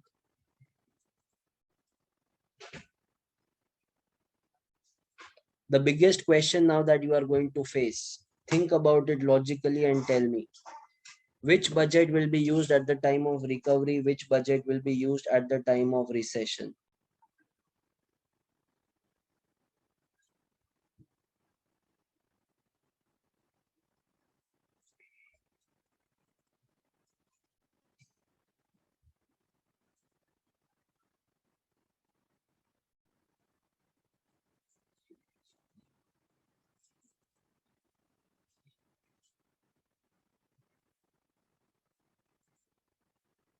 Very good, friends. As I can see, you all are telling me that surplus budget should be used at the time of recovery and deficit budget should be used at the time of recession. I will tell you the reason also. At the time of recovery, we need to reduce the level of money supply in the economy. So government will take more money from you. That is, government receipts will increase. At the same time, government will spend less money on you. So the government expenditure will fall. So receipts will be greater than expenditure, right? Now, similarly, vice versa at the time of recession. When will government use balanced budget? Well, this is just an imaginary factor which should not be used because it doesn't make any sense, right? It is not creating any impact in the economy. Now, the question here is why? See, what are these receipts? What are receipts? Receipts are the amount which is taken by the government, yes or no, out of the economy. So you are having money, but government takes from you. So from government angle, it is receipt. But from economy's angle, can I say it is leakage in the market? So this is receipts are nothing but leakages. And when government is spending money, government is doing expenditure, friends. Can I say this expenditure is nothing but the injections in the market? Do you agree to this? So in first case, see this. Leakages are greater than injections. In second case, leakages are less than injections. And in third case, leakages are equal to injections. Do you agree to this, friends? Simple, isn't it? So that completes our instruments of fiscal policy. Students, there has been a lot of things that we have been talking about in the last 2 hours. Okay. So basically, it is a government scrutiny that we all are doing. So let's have a look at whatever we have studied so far so that it will be a quick revision. So how it started? We started with this part, fiscal policy, in which we have understood the meaning, objectives, and components. We did understand the automatic stabilizers as well as discretionary fiscal policy. Is that right? After that, friends, we have also understood now instruments, right? So this was the meaning of fiscal policy that we covered today. Then we went on to the objectives, 5 objectives we understood. We understood the components of fiscal policy. Then we understood what is exactly automatic stabilizer and discretionary fiscal policy. Later on, we have covered these 4 types of instruments: expenditure as an instrument, taxes as an instrument, public debt as an instrument, and right now we have completed budget as an instrument. I hope, friends, whatever we have studied so far, you are very clear in this. We'll take a short break of 5 minutes and then we continue. I start at 12:05.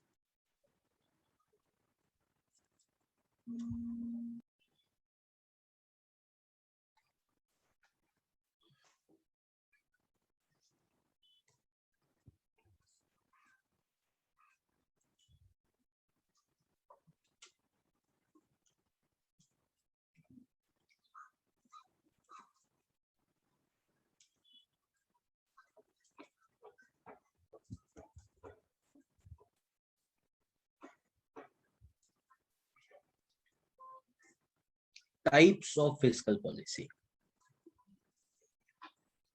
Now, primarily, students, you are also aware about it. We have spoken about this already in Unit 1. When I say types of fiscal policy, there are 2 types of fiscal policy. And which are they?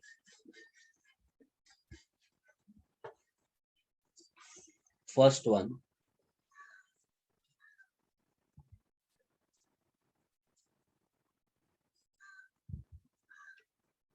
is expansionary fiscal policy.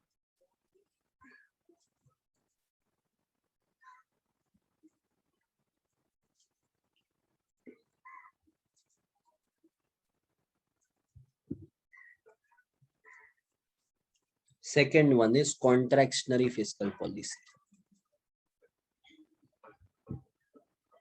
Correct?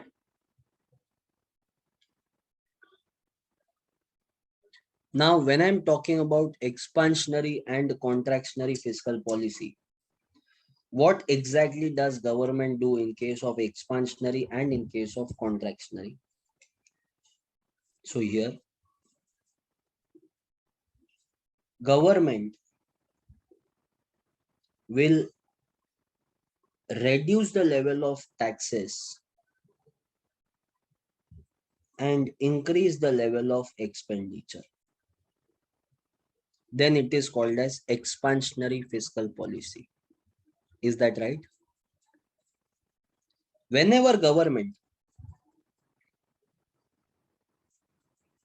increases the level of taxes and tries to reduce the level of expenditure, it is called as contractionary fiscal policy. Correct me if I'm wrong. Expansionary fiscal policy will be adopted at the time of recession.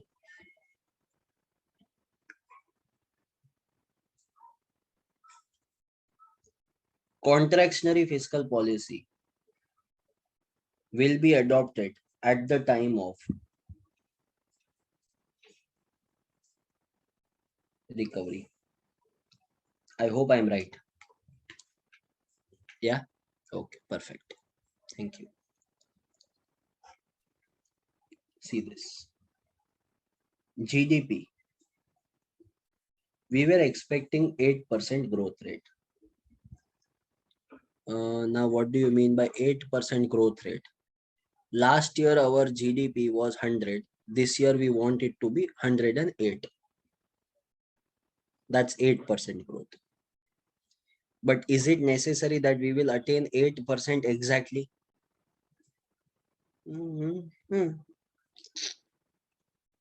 So it can be more than 8%, less than 8%. So it can become 10% also, it can become 6% also. Yes or no? See, if it is 6%, then government will intervene. Why, sir? Huh? What why? It is less than our target, no? Right? So at that time, government has to intervene. So government will intervene and try to bring expansionary fiscal policy at this time. Do you agree to this?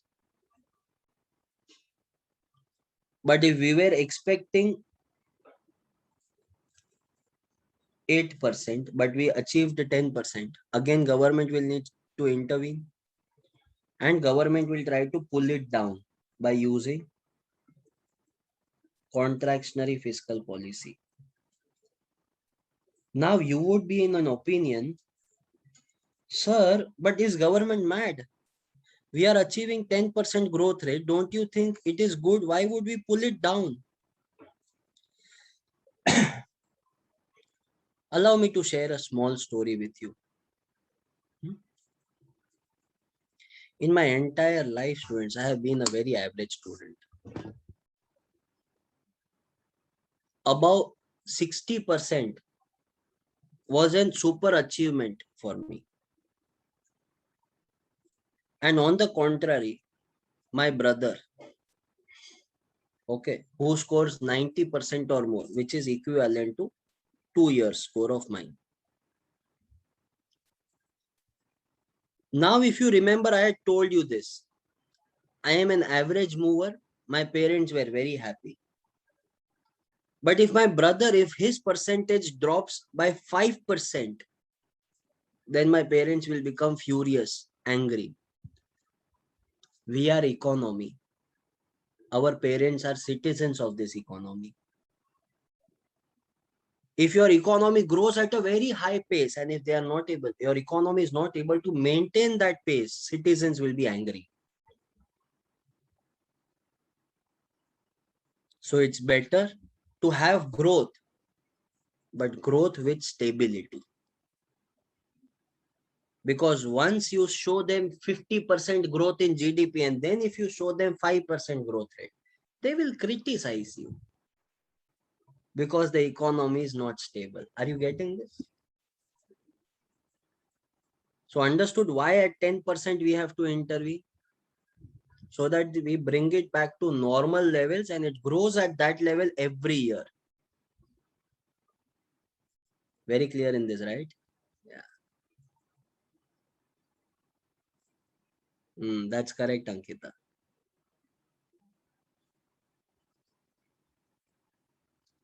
Yes, Someshwar. A cricketer hitting a century and then in the next match, if it gets out on zero, then people will criticize more than they appreciate it. One match wonder, one match wonder. Okay. So now here we need to understand one diagram, students, for expansionary and one diagram will be for contractionary. Ready? But let's make a deal. I will draw one, you will draw one. Deal? All right. So let's begin. Two axes we are going to draw now.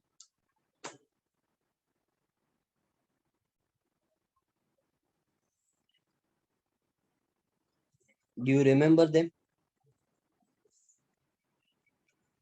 This is our y-axis, this is 0. And of course, you know this, x. So on y-axis, what do we have? On y-axis, let's suppose we keep price level. On x-axis, we will put quantity or let's say GDP. Quantity produced is nothing but GDP, right?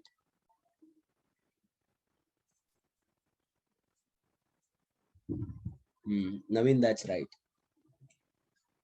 So now, here, first of all, how is GDP determined? Depending upon the equilibrium of aggregate demand and supply. So how is the demand curve, upward sloping or downward sloping? Downward sloping, right? So first let's draw aggregate demand curve.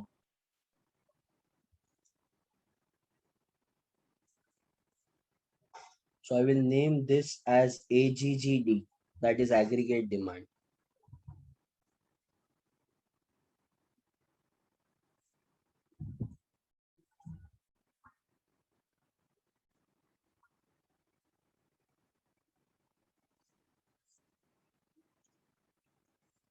Similarly, we shall be having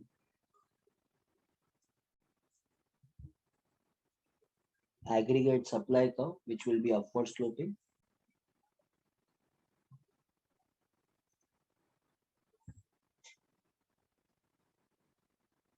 No J. This is aggregate supply. Okay.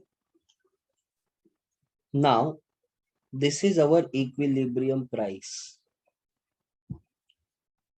And this is the level of quantity that we have attained.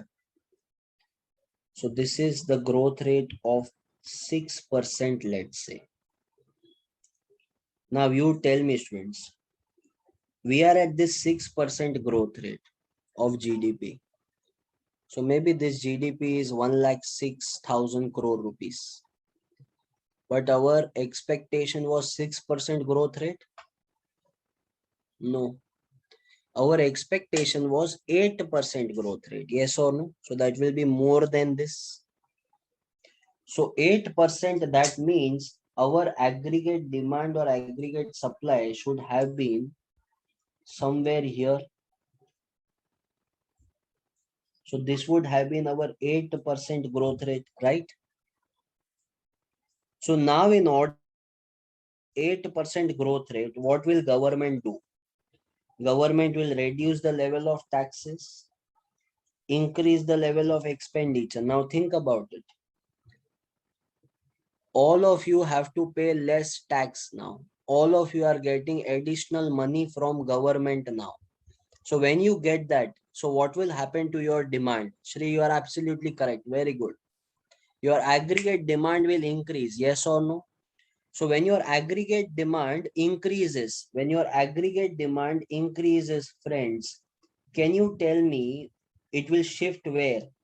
It will shift to the right, yes or no? So when aggregate demand increases, it will shift to the right and we will be getting a new demand curve, which will be like this. So this becomes our new equilibrium. This becomes our new curve, AGGD dash.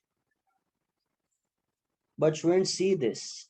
At this point, we are attaining our GDP level of 8%. But don't you think our price is increasing from P to P1? Sir, isn't that wrong, sir? Price is increasing in the market. No, it's not wrong. Because at the time of recession, there is fall in price. There is deflation. So Maruti was selling a car which is worth 10 lakh rupees at 8 lakhs. So we are now bringing it back to, from 8 lakhs to 10 lakhs. So that is not inflation. So earlier it was below, the price was underpriced. Now we are bringing it to its optimum level. Understood this part? However, students, I wish the life was so easy. There are some supply side economists also who say, Chirag, this is wrong. I said, why? They said, you give priority to only demand. You should have increased supply, no? Still, we would have got more production in the market. Okay. See, if we listen to supply side economists, what will happen? Let's talk about it. Supply will increase. If supply increases, so look at this new supply. Can you see this new supply? Right? So this becomes our AGGS dash. Now check out this equilibrium, students. At this equilibrium, according to supply, yes, we will be able to attain a higher productivity level, but look at the price. Price will be P2, price will fall further. So already the sellers are selling at a lower price. Now to sell more, they will have to further decrease the price. It will be a loss for them. That's why supply should not be increased. Demand should be increased. I hope you have understood this part. Very clear in this, right? Someshwar, did your doubt get cleared now? Perfect. So demand side economist is what we follow. Supply side economist is the argument that they have given. In our examination, we have to drop both. But we will stick to our point that we will be doing the changes in the economy as per the demand, not as per the supply. Okay, so please write down this part. I mean, draw this part and then we go ahead.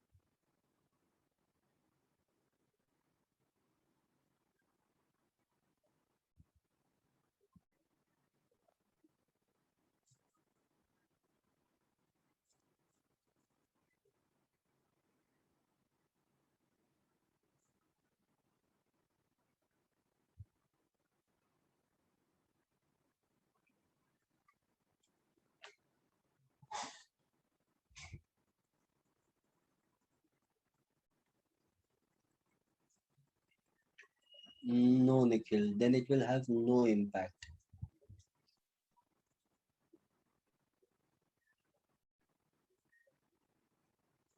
Start drawing the next diagram, contractionary on your own.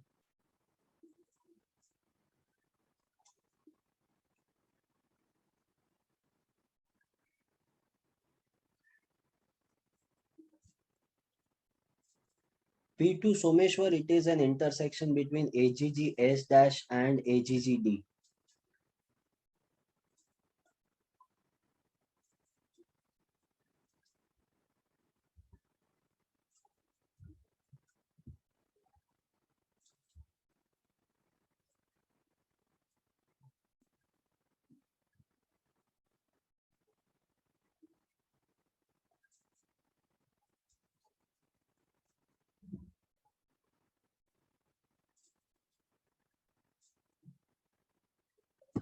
Okay, I can see most of you completing the diagram. So let me also follow you. Just check if my diagram is correct.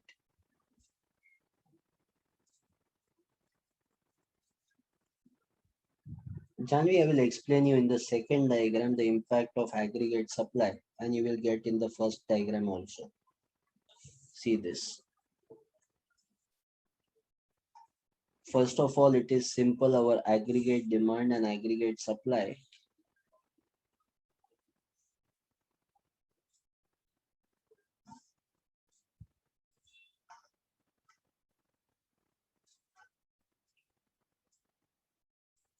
So this will be our AGG dash, sorry, AGGD, aggregate demand and aggregate supply. This is our equilibrium, price P, and this is our GDP level of 10%. But we were looking at the GDP level of 8%. So that should have been somewhere here. So government will now increase the level of taxes and reduce the level of expenditure. So now government will take away your money.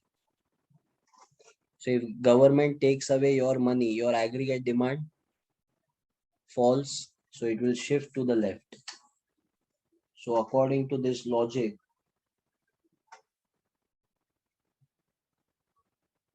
this will be your new aggregate demand.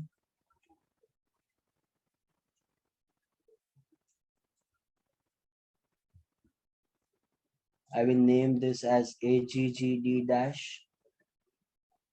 Now, according to this new aggregate demand, what happens to the price? Just check it. The price will be under control. Now the price is coming down. So at 10%, that means there was inflation in the economy. Now by reducing the demand in the market, the prices have been controlled. Understood this part, friends? Similarly, now Janvi, see this. What would aggregate supply side economists say? They said, sir, we could have also increased the supply, no? Or we could have decreased the supply in this case. So if we decrease the supply curve will shift to the left. That is true. Have a look at it. The supply will be less now. This will be our AGGS dash. But look at the price. If you reduce the supply, the price will further increase. That will result into inflation. We don't want to have inflation in the economy. So that's why we ignore the aggregate supply side and follow only the demand side economists.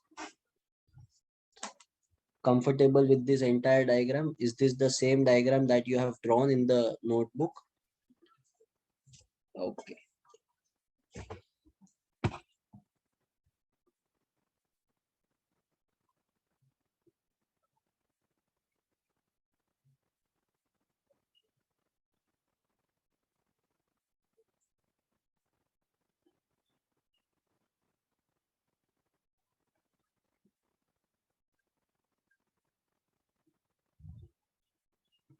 Shall we go ahead now? If everyone has completed this part.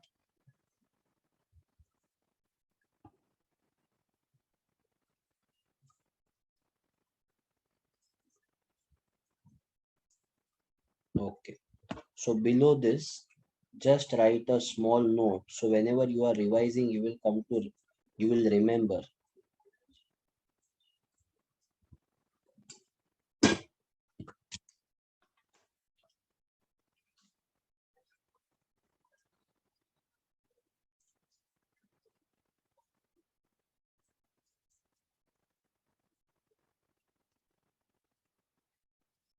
by influencing taxes and expenditure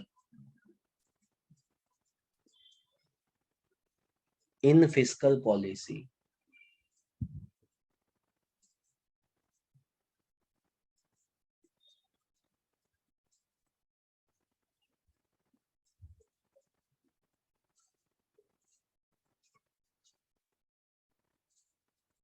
Aggregate demand would change.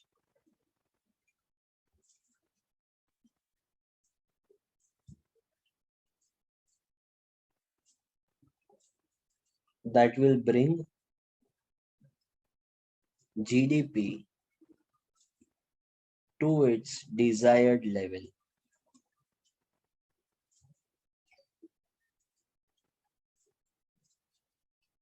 However,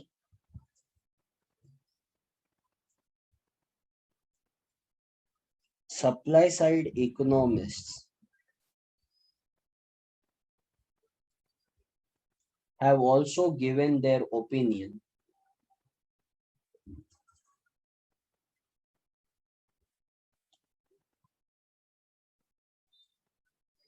But it is not considered a viable one, as it creates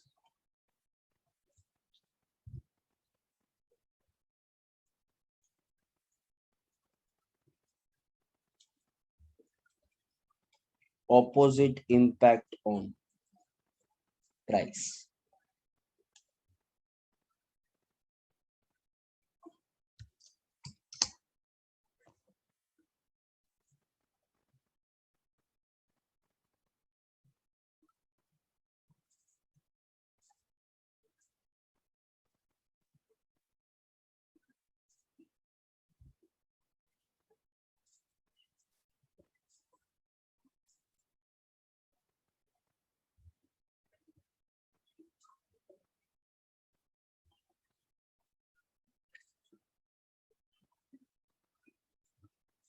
Okay, done everyone?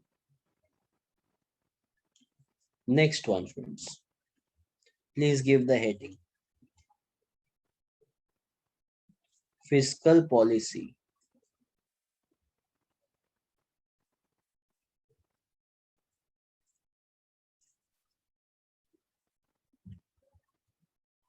for long run economic growth.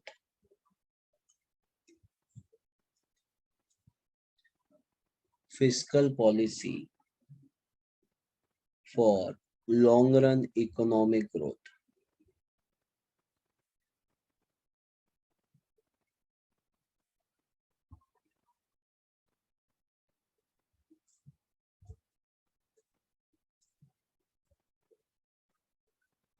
Now, friends, when we talk about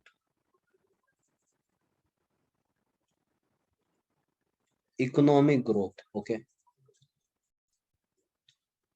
when we are making fiscal policy, we make fiscal policy every year, correct? So when you are planning for a particular year, when you are making a policy for a particular year, it will help you to grow only in that year.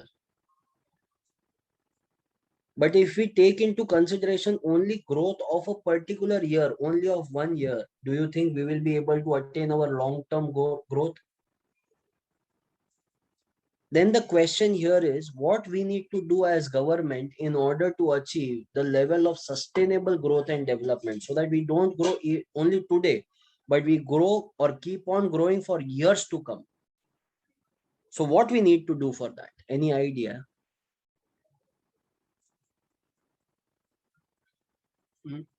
So what are the different types of expenditure or government actions according to you that government should be doing to take economy to the next level? Tell me that in the chat box. Okay, long-term project and investment, renewable source of energy, public infrastructure. Harshita is saying that. self-manufacturing in our country. Ovia is saying that I'll write down these points. These are very important points which you are sharing. Okay, so how we are going to achieve economic growth, okay, in the long run. Enhance employability, correct Himanshu. So I'll write down all the points that you are sharing. First one, let's suppose, for long run economic growth, we should be focusing on our infrastructure development. Better infrastructure means higher level of development in the economy, right? Then you are saying more of exports. Okay. Exports should be increased. More of production, better education. That is a very important point. Education development has to happen. Better healthcare in the country should also take place. If people are healthy, we will be able to achieve long run growth. What else? Promote entrepreneurship and innovation. Spend more money on research and development, right? Promote financial literacy. Okay,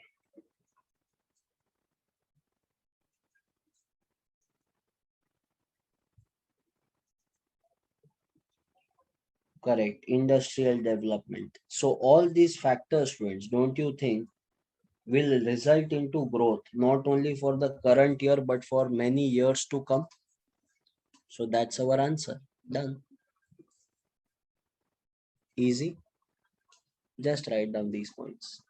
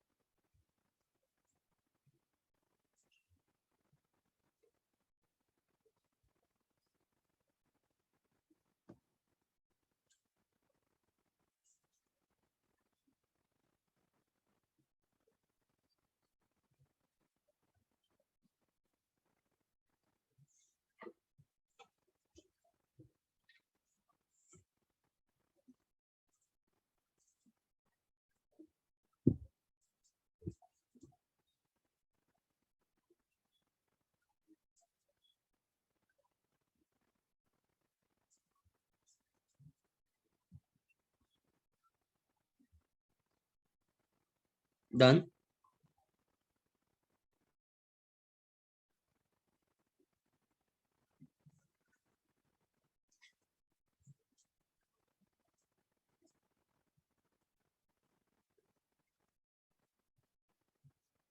Please give the next heading in your notebook, friends. Fiscal policy.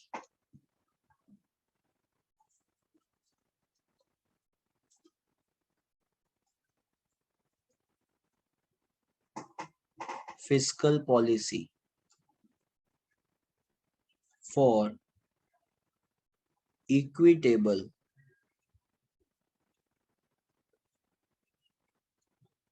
distribution of income and wealth.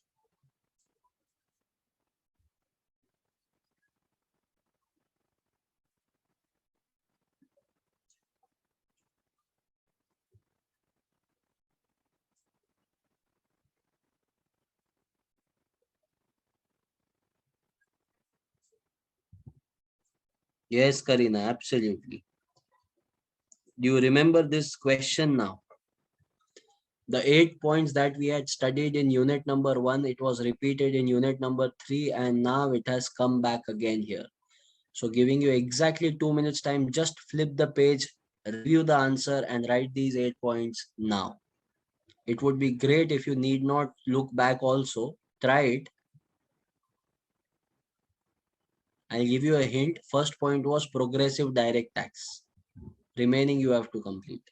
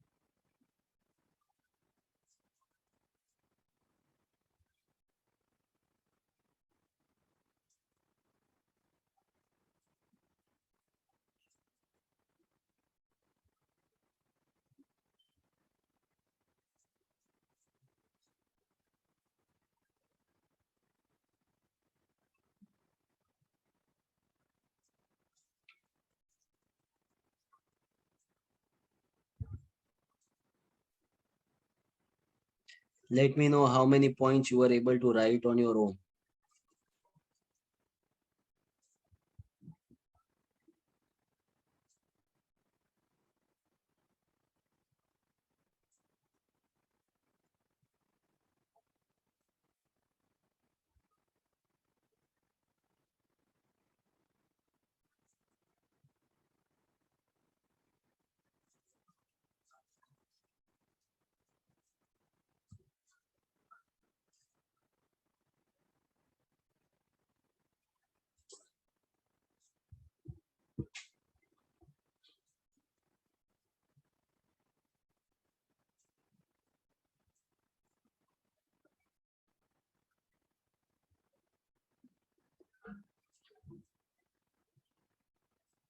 Okay, Mahesh. Okay, Shri. All 8 points, Shri. All right. Okay, Yadav. Okay, Pratham. Vansh. Very good.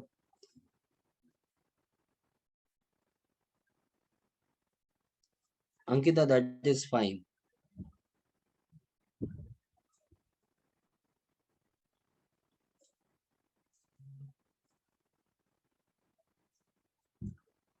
Okay. All right, Prakash. Okay, Ashreya. So anything above 6 is good for today. This is how you need to remember all these points, my friend. So start by hearting. Hmm?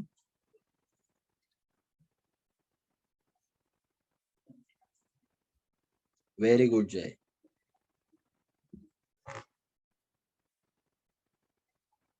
No problem, Someshwar. Okay. Shall we go ahead? After studying so much about fiscal policy today, the time has come. Now we start criticizing, start abusing the same knowledge that we have acquired. Perfect human nature, you know. Once you start knowing some person, then you understand them well, you stay some time with them, and then you only criticize the same person. Typical human behavior we can see in economics. So the time has come, now we are going to crib about it, gossip about it, okay, abuse it. The only thing is the words I will be selecting.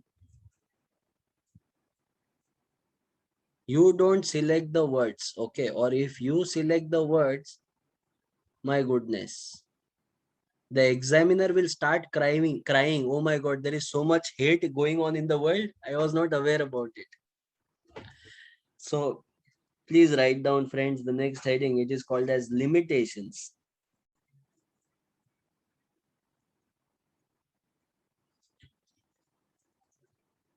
of fiscal policy.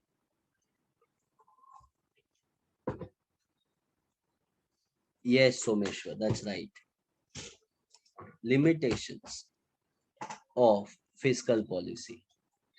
The first limitation or the first problem here is lags. What do you mean by lags? Lags are nothing but delays. So there are four types of lags. First one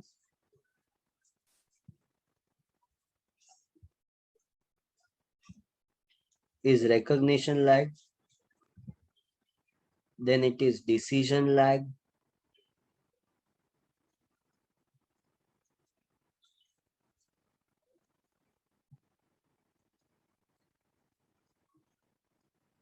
Implementation lag.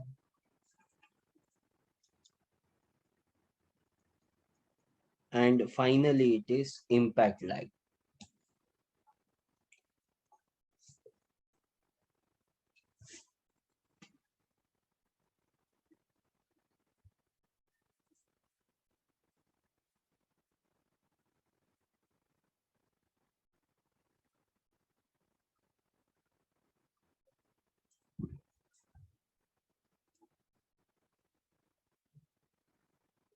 These are the 4 types of lags that we are having. Now, what do you mean by these lags? Understand.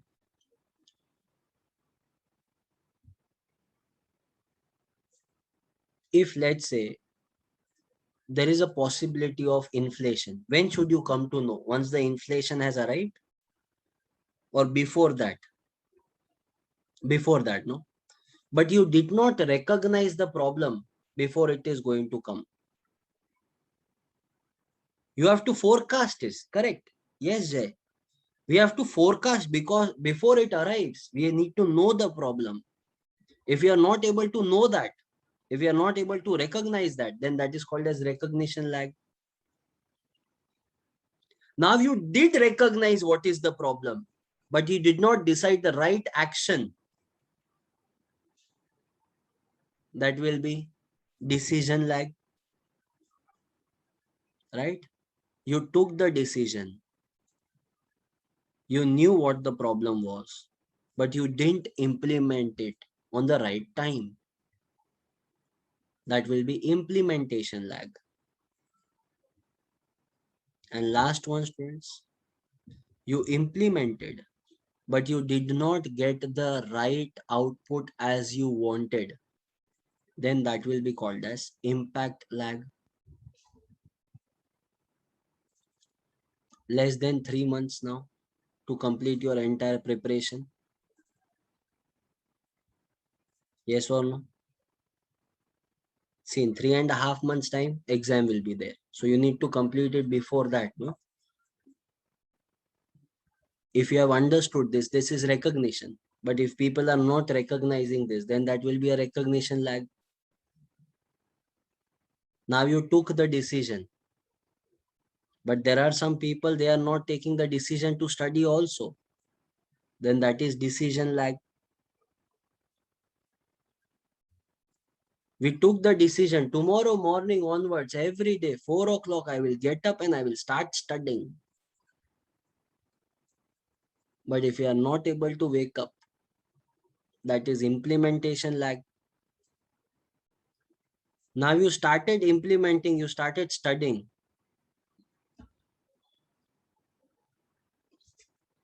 Impact lag.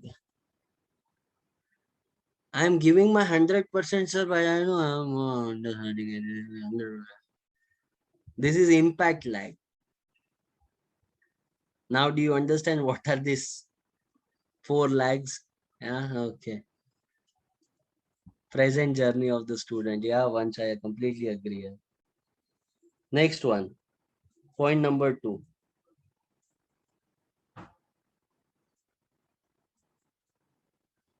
Changing level of taxes and expenditure instantly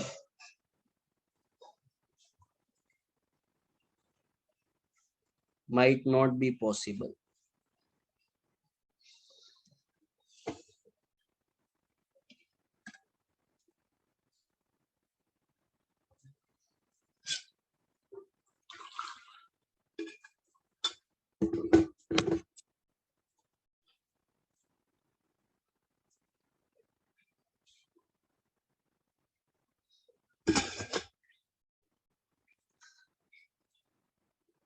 We were discussing about types of fiscal policy instruments. In that we were saying we will decrease the expenditure, we will increase the expenditure, we will increase the tax. It was like, yeah, let's increase the tax, no problem, let them pay more. See, by sitting at your home to discuss all these things is very easy, correct? No, but to actually implement this in the entire country, don't you think it is very difficult? People will not take it positively, my friends. People will start protesting. We don't want that to happen. So talking about this is very easy, understanding this is very easy, but actually to implement it is very dangerous. Jay, you have given an amazing example, I must say. Farm law, the farm bill which has been passed. It is for the benefit of the farmers. But still there is protest. Recently, tax changes were announced in the market, right? But still there was absenteeism in the parliament. So if the politicians only do this, then what do you expect from the citizens, So changing all these things on book, pen and paper, it is quite easy, but actually implementing it, it's very difficult. Sorry. Point number 3.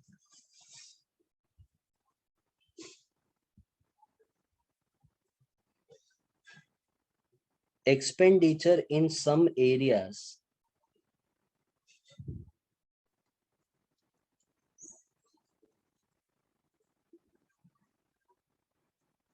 cannot be changed.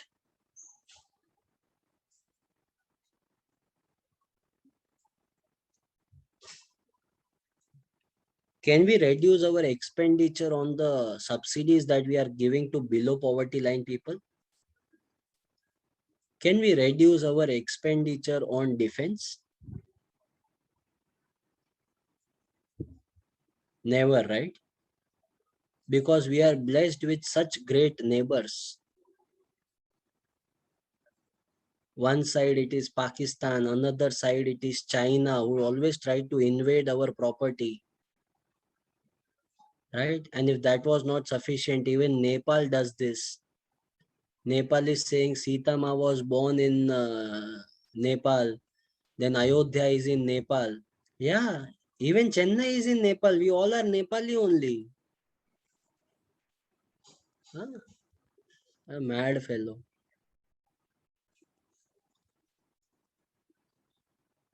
Sri Lanka is also getting too much funding from China. Again, that is also a problem for India.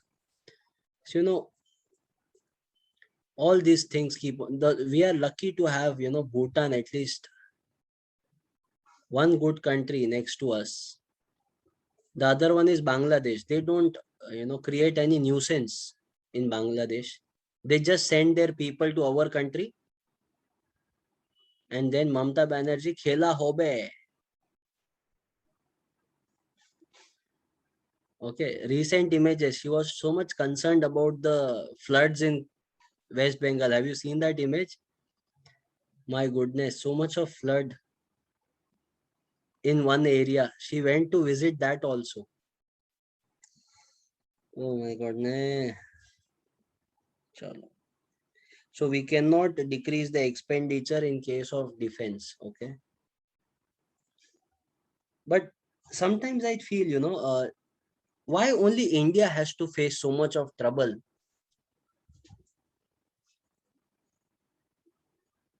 Maybe it was because one of the most beautiful flowers, lotus, always grows in mud. So we are surrounded by these muddy people, and we will bloom like a flower out of this. Okay. Point number 4.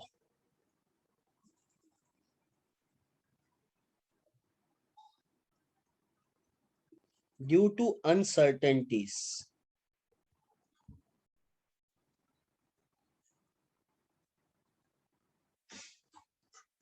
forecasting is difficult.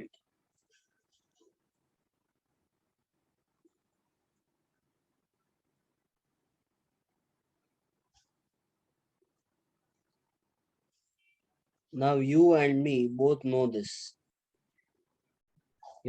Uncertainties are always there in the economy, and in that uncertainties, if you want to forecast, then you might not get the realistic picture of our economy, right? Next.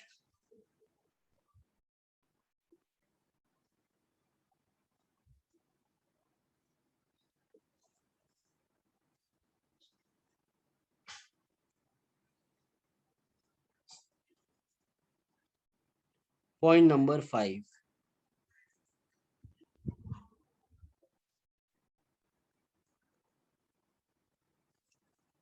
Crowding out. Please put a star mark on crowding out, because this can be asked as a separate question for 2 marks also. So when it is asked limitations, we have to write these 5 points, but they can also ask a separate question exclusively on crowding out. Okay. So now what do you mean by crowding out? Please understand this.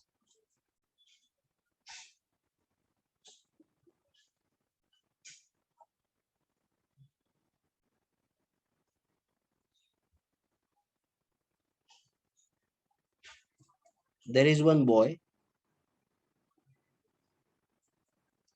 and then there is one girl.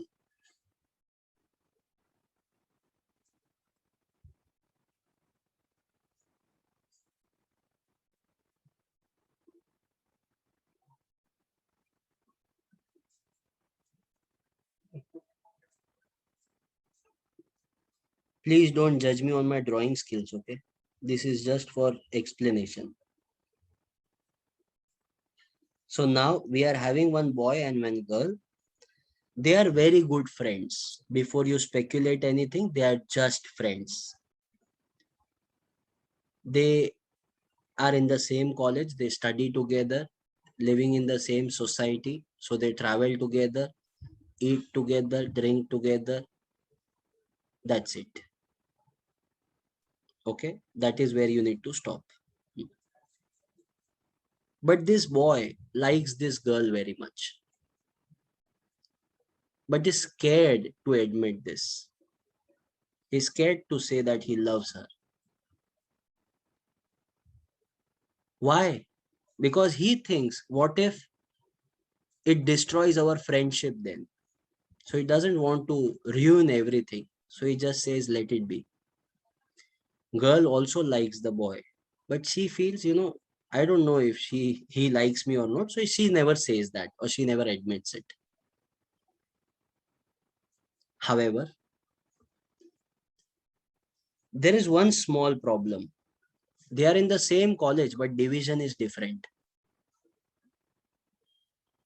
So in this girls' division, there is one more boy.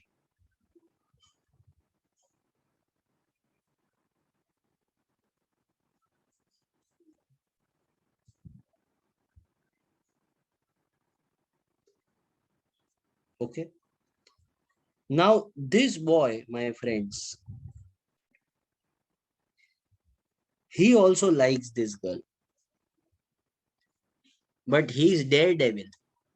He says, It's okay, I will admit whatever it is. Either she will say yes or she will say no.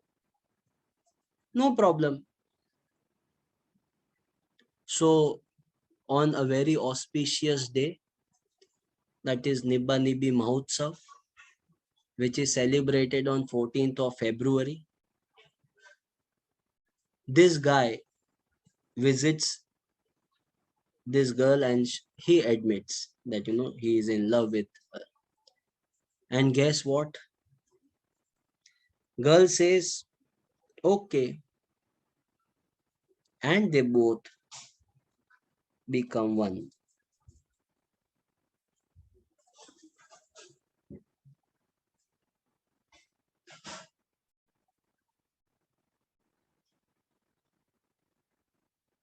My question to you is very simple. Can you tell me what happened with this previous guy, the first guy?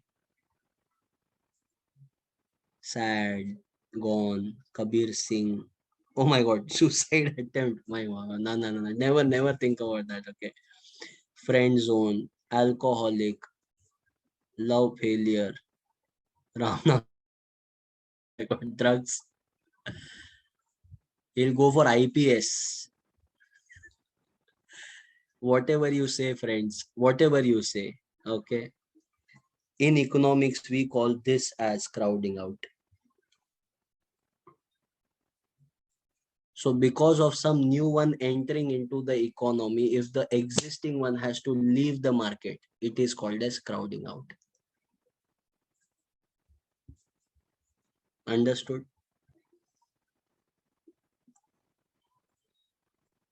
Who is this boy? This boy is capitalist.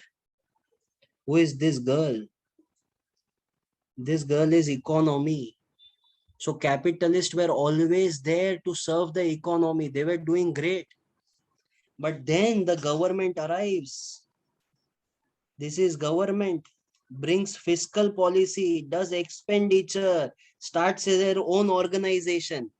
So if economy is run by more and more government organizations, don't you think capitalist economy will have to leave the market? That's the disadvantage for capitalism. Yes, Someshwar. So excessive government intervention will throw the private players out of the market. And this is very practical. This has happened in the past also. In UP, government of Uttar Pradesh, when that cycle party was there, Akhilesh Yadav announced whoever clears their 10th standard will be getting a tablet from government. And 12th standard was laptop. Now you tell me, students, if government gives away free of cost laptops and tablets, is anyone going to pay for that? So the local retailers, wholesalers, dealers, transporters, all of them will be making losses. All of them had to shut their business because of this stupid policy by government. Crowding out. Understood this very clearly? That completes our unit number 4, chapter number 2. Okay, I hope you are very clear in the entire part that we have studied today. Don't draw this diagram in your examination. Okay, you never know, right? What if the teacher itself or himself or herself is crowded out?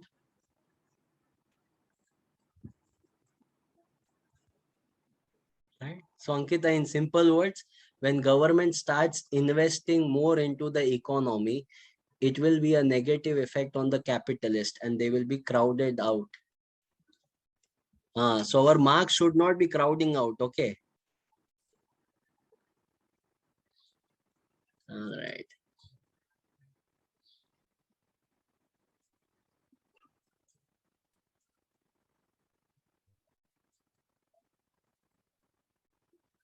Let me know once you have completed.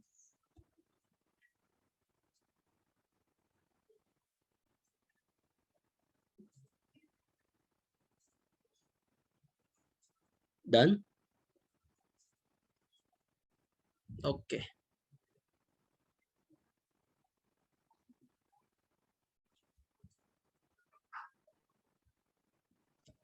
Because he showed courage, Jay. So I think that is it for the day. Now, if you are having any doubts, queries, you can ask me or else we are done. Okay. So yes, if any doubts, queries, if you have, let me know, students, or else that is it from my side. This is Chirag sir signing off. Those who are leaving the meeting, bye bye, beta. Take care. God bless you all. Jai Hind, Jai Economics. Bye bye. So now those who are having queries, please raise your hand or you can put it in the chat box. I will be solving that. Thank you guys. Thank you so much. Thank you, Shruti, Rishabh, Janvi, Ganesh, Sejal. Bye bye. Bye, Pratiksha. Bye, Darshan. So those who are having doubts, you can start posting that now.